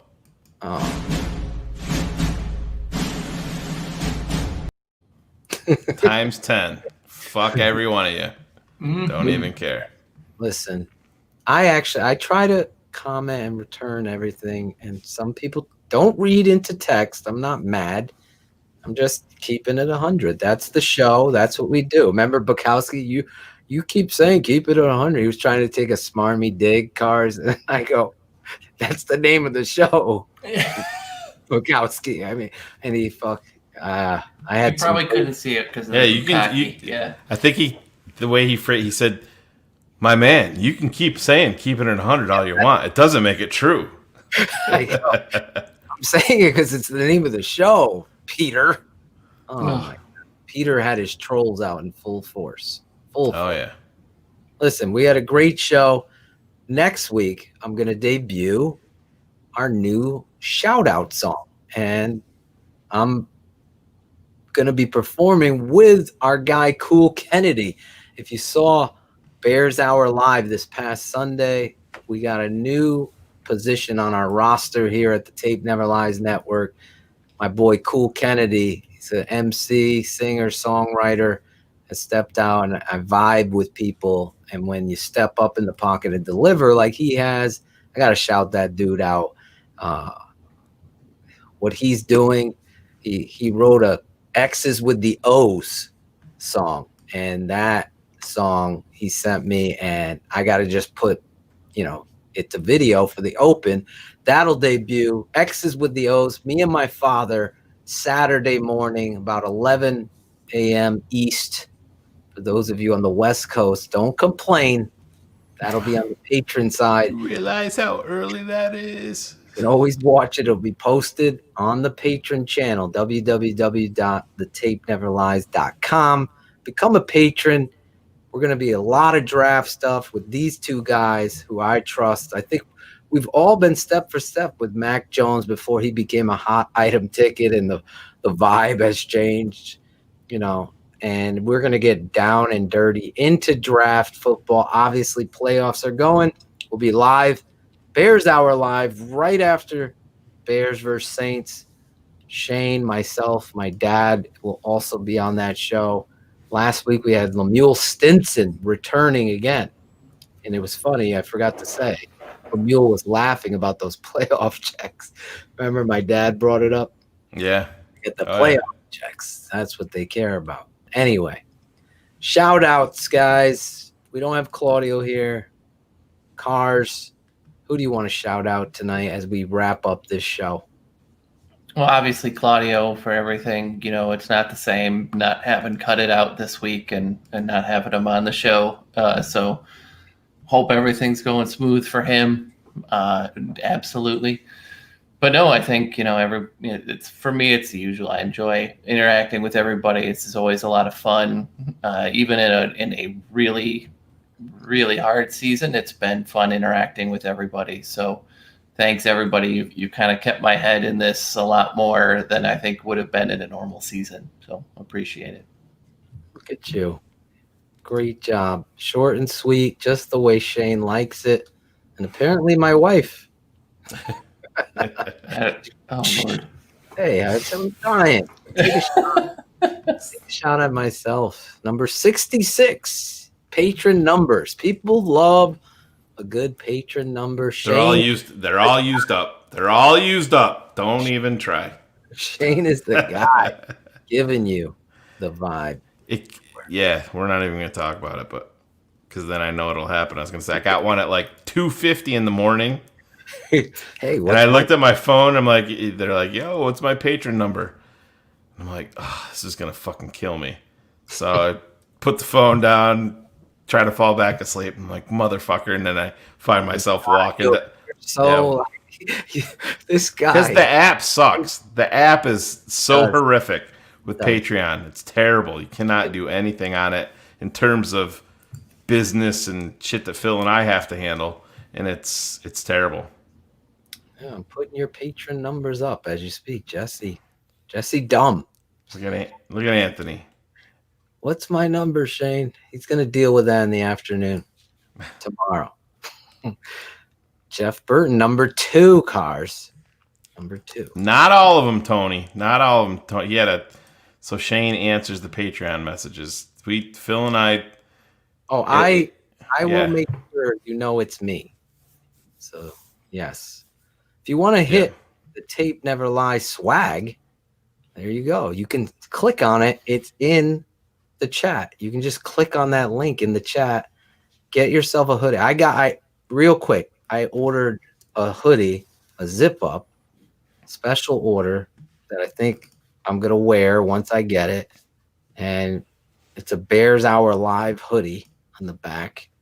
And I'm going to be rocking that. I'm telling you, it's going to be sweet. You got to get over there. They'll make people put their patron numbers on there. They put the walrus. I hear some funny stories. Yeah, whatever you want to do, they're going to work with you. Jamie and Alex do a tremendous job. Heather and Chris Sandlin. Sandlin number what, Shane? Oh, man, he had a tough day. Oh, did he? We got to be nice to him. Yeah, he had his little surgery today. So he had a surgery? I have not caught up. I've been so busy. Yeah, he had a really severe infection in his. It doesn't sound fun at all. He had to have multiple needles stuck into his eyelid. What? Yeah. And then they pulled his eyelid out and had to scrape almost like not a cyst, but it was a bunch of disgusting stuff out of the inside of his eyelid. So somebody that I've never had to deal with that, but my father is diabetic and has some issues with his eyes, and I've taken him to a place in Syracuse, and it's one of the worst things that I've ever seen. They put my dad's face in this contraption and they spray this stuff and make it so he can't blink. And they take a needle, and I'm not kidding you, it's this long, and it goes right in through his eye to the back of his eye. Can you imagine dealing with that? No, I hate that kind of thought. You always say these fucking things like you gotta open, and it's like a guy's leg getting bent in half, and I'm like, I can't. Yeah. I said up to 2 people, you and Cars, you guys. When the guy jumped off the ropes, I fucking had chills going down. Like, you motherfucker, I can't even open videos with you. I don't trust him anymore. When he sends me something, I'm like, no. I asked Steph and let her watch it to see if it's safe if she's around. Buy me some time. I'm trying to be nice and find Anthony Mendez's Patreon number here. That's why Lady Bear first. It's her post office. She's fighting with the post office. They said that they delivered the swag, but it didn't get there. What could she do? Well, does she have a Ring video doorbell? I'm not sure of what her setup is there because that happens a lot. People get shit stolen. You put this insurance on it? I've always wanted to ask you, but then like you lose it and they go, well, and that's a well. What's a well? It's like when I broke that tax, the TurboTax thing on the IRS. Did you see that? I was updating people. If you paid your TurboTax, oh yeah, I did see that. The refund, and you just skimmed it off the top, they actually sent your stimulus check to the place that skims the money for TurboTax instead of sending it to TurboTax to send to you. So now my stimulus check is lost, and I don't know if I'm going to get it or I'm going to claim it on the taxes. And it's just a well. Well, is that a Midwest thing? What? Yes, absolutely. It is. See, it's a well. Anyway, you can return it. Just we're not taking it. Yeah, we don't. We were gonna run a special in the spring for 20% off the return. You get a special coupon. Anyway, Shane, do you have any shout out? No, I want to see some good Chicago Bears football Sunday. I'm not confident that I will, but I mean, I've said this 100 times. We deserve it as Bears fans with what we've been through, but I just I think it would go a long way. Go down there and put one on New Orleans. I think you just never know. You go down there and you play a good game, things can catch fire. And the thing about it is, there's in the NFC, there's nobody. There's not the Chiefs. There's not the way that, I mean, Buffalo has surprised me. There's not Buffalo. I mean, Buffalo is highly explosive team right now, and I mean that's a showdown waiting to happen. Buffalo versus Kansas City in the AFC. I don't see that in the NFC. Would I be deathly afraid playing Tom Brady and the Tampa Bay Bucks? No, we've been there, and guess what? We beat them.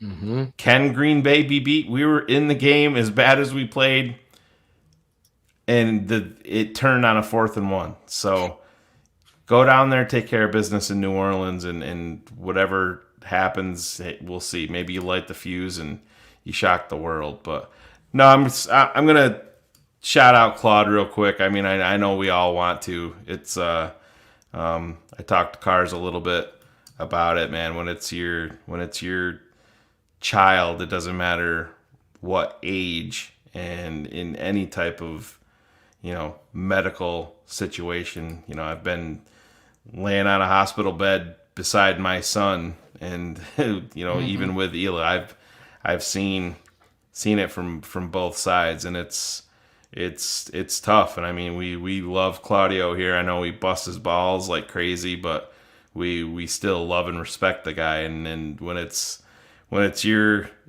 own blood going through something as serious as that, man, it puts everything in perspective, like we like to say here. So shout out to him, and he's exactly where he needs to be tonight. Hopefully they're home now and she's resting comfortably, and knowing Claude, he's resting right there beside her, and that's exactly where he should be. So shout out to you, Claude. You're a gem yourself, and a great dad, and that there needs to be more people like Claudio when it comes to their kids. Good dude. Good shout out. I'm going to also boy Claudio. Again, he was even contemplating doing the show. And I'm like, no. Let's take the night off. We'll be back. BHL, playoff football is going to be going down. So can't shout that guy out enough, coming in from not doing this to where he is now. And really, oh my God, yeah, when he first started, so nervous. He wanted to we must have literally, I've never rehearsed a show or did anything. He wanted to do everything. Yeah, that's one thing we've talked about it here. Like, I sent Cars a text. I don't know, Cars, what was it, a couple of hours before showtime? I'm like, hey, bro, you in tonight? Yeah. You know, I'm like, dude, I haven't even, I told Cars, I'm like, I haven't even talked to Phil. I'm like, I'm thinking about maybe we'll, focus on the playoff game more so than talking back about the Packers. But we don't, there's no script to this. We're not sending out, show rundowns. We literally come up with all of this on the fly, and it works. And I think it's what separates us and makes us special. Well, there's nothing more special. Smoke weed every day. Smoke weed every day. There he is with a smile on his face. My guy Claudio, and no script. Say a prayer. Spencer Strong. So much going on out there. I'm glad Lady Bear is okay in DC. She was late, Shane, because of all of the craziness going on out there. I'm not going to get into politics. You have my word, but I'm just saying, glad you are okay, Lady Bear.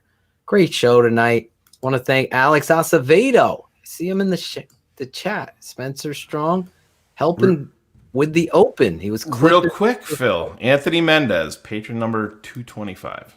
225. If it was 227, it would have been one of the greatest shows ever created, but I digress. Wow. It's 225. 22, 5. I always forget 5 is Red Grange. I always fuck this up. 5 is retired. I can't think right now. Red Grange might be 77. Yeah. And then what's his name? Number 5 is dun, dun, dun, dun, dun, dun. George McAfee. George McAfee. Yeah. That's always a number I would love to see the Bears have playing. I hate the retired numbers. I like the gotta have a Ring of Honor. Ring of Honor. Yeah. I love like Walter Payton, yes. Gale Sayers, yes. Butkus, okay. That's it for me. No Ditka retired. No Singletary retired.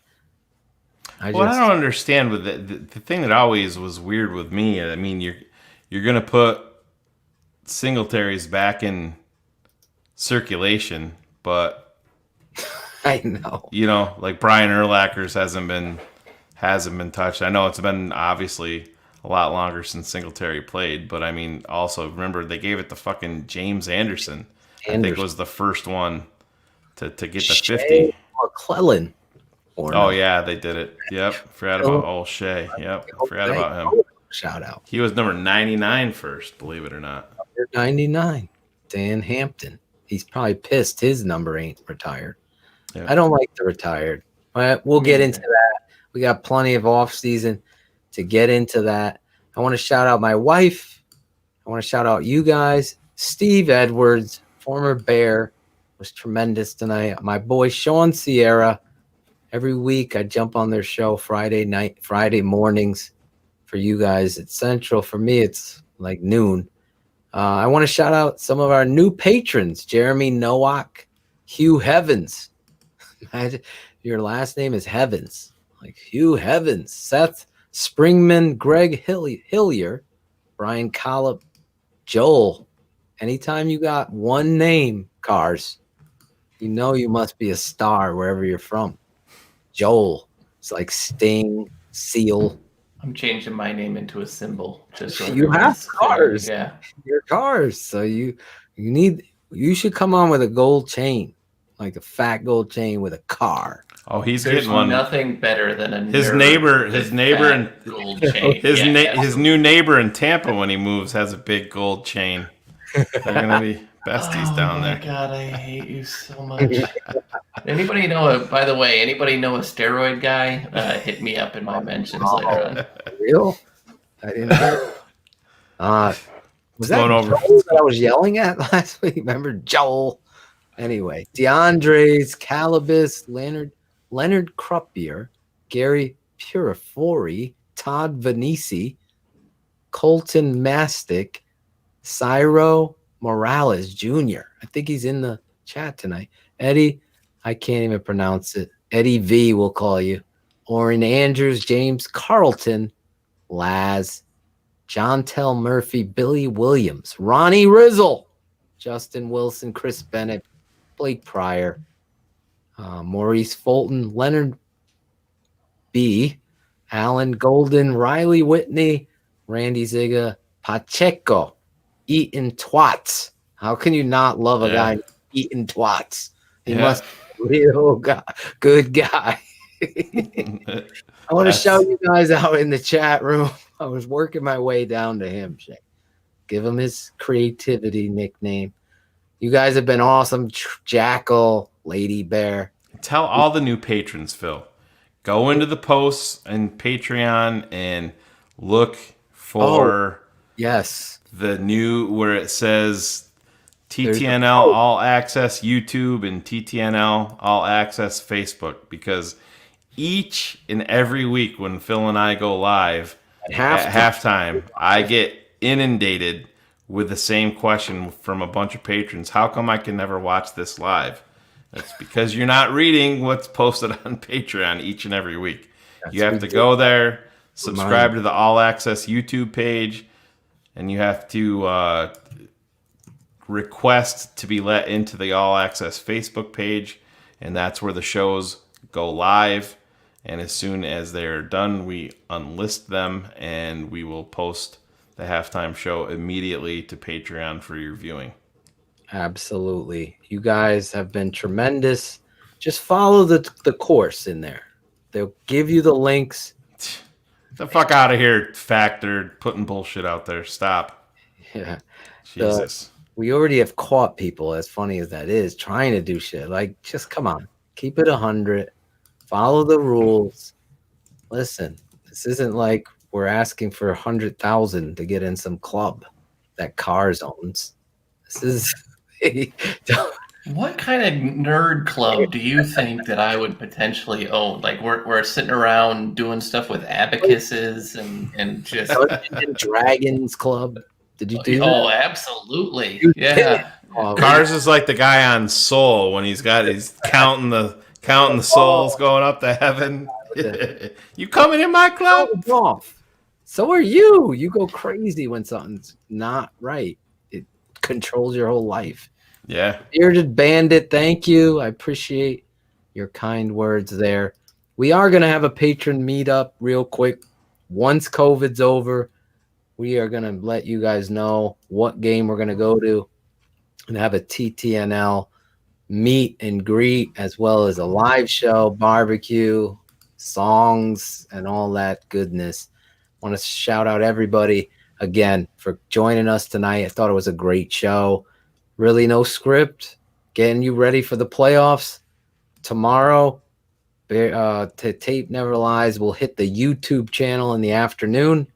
You patrons, you got it tonight. Over the weekend, Bears Hour Live. X's with the O's will be exactly where Shane said.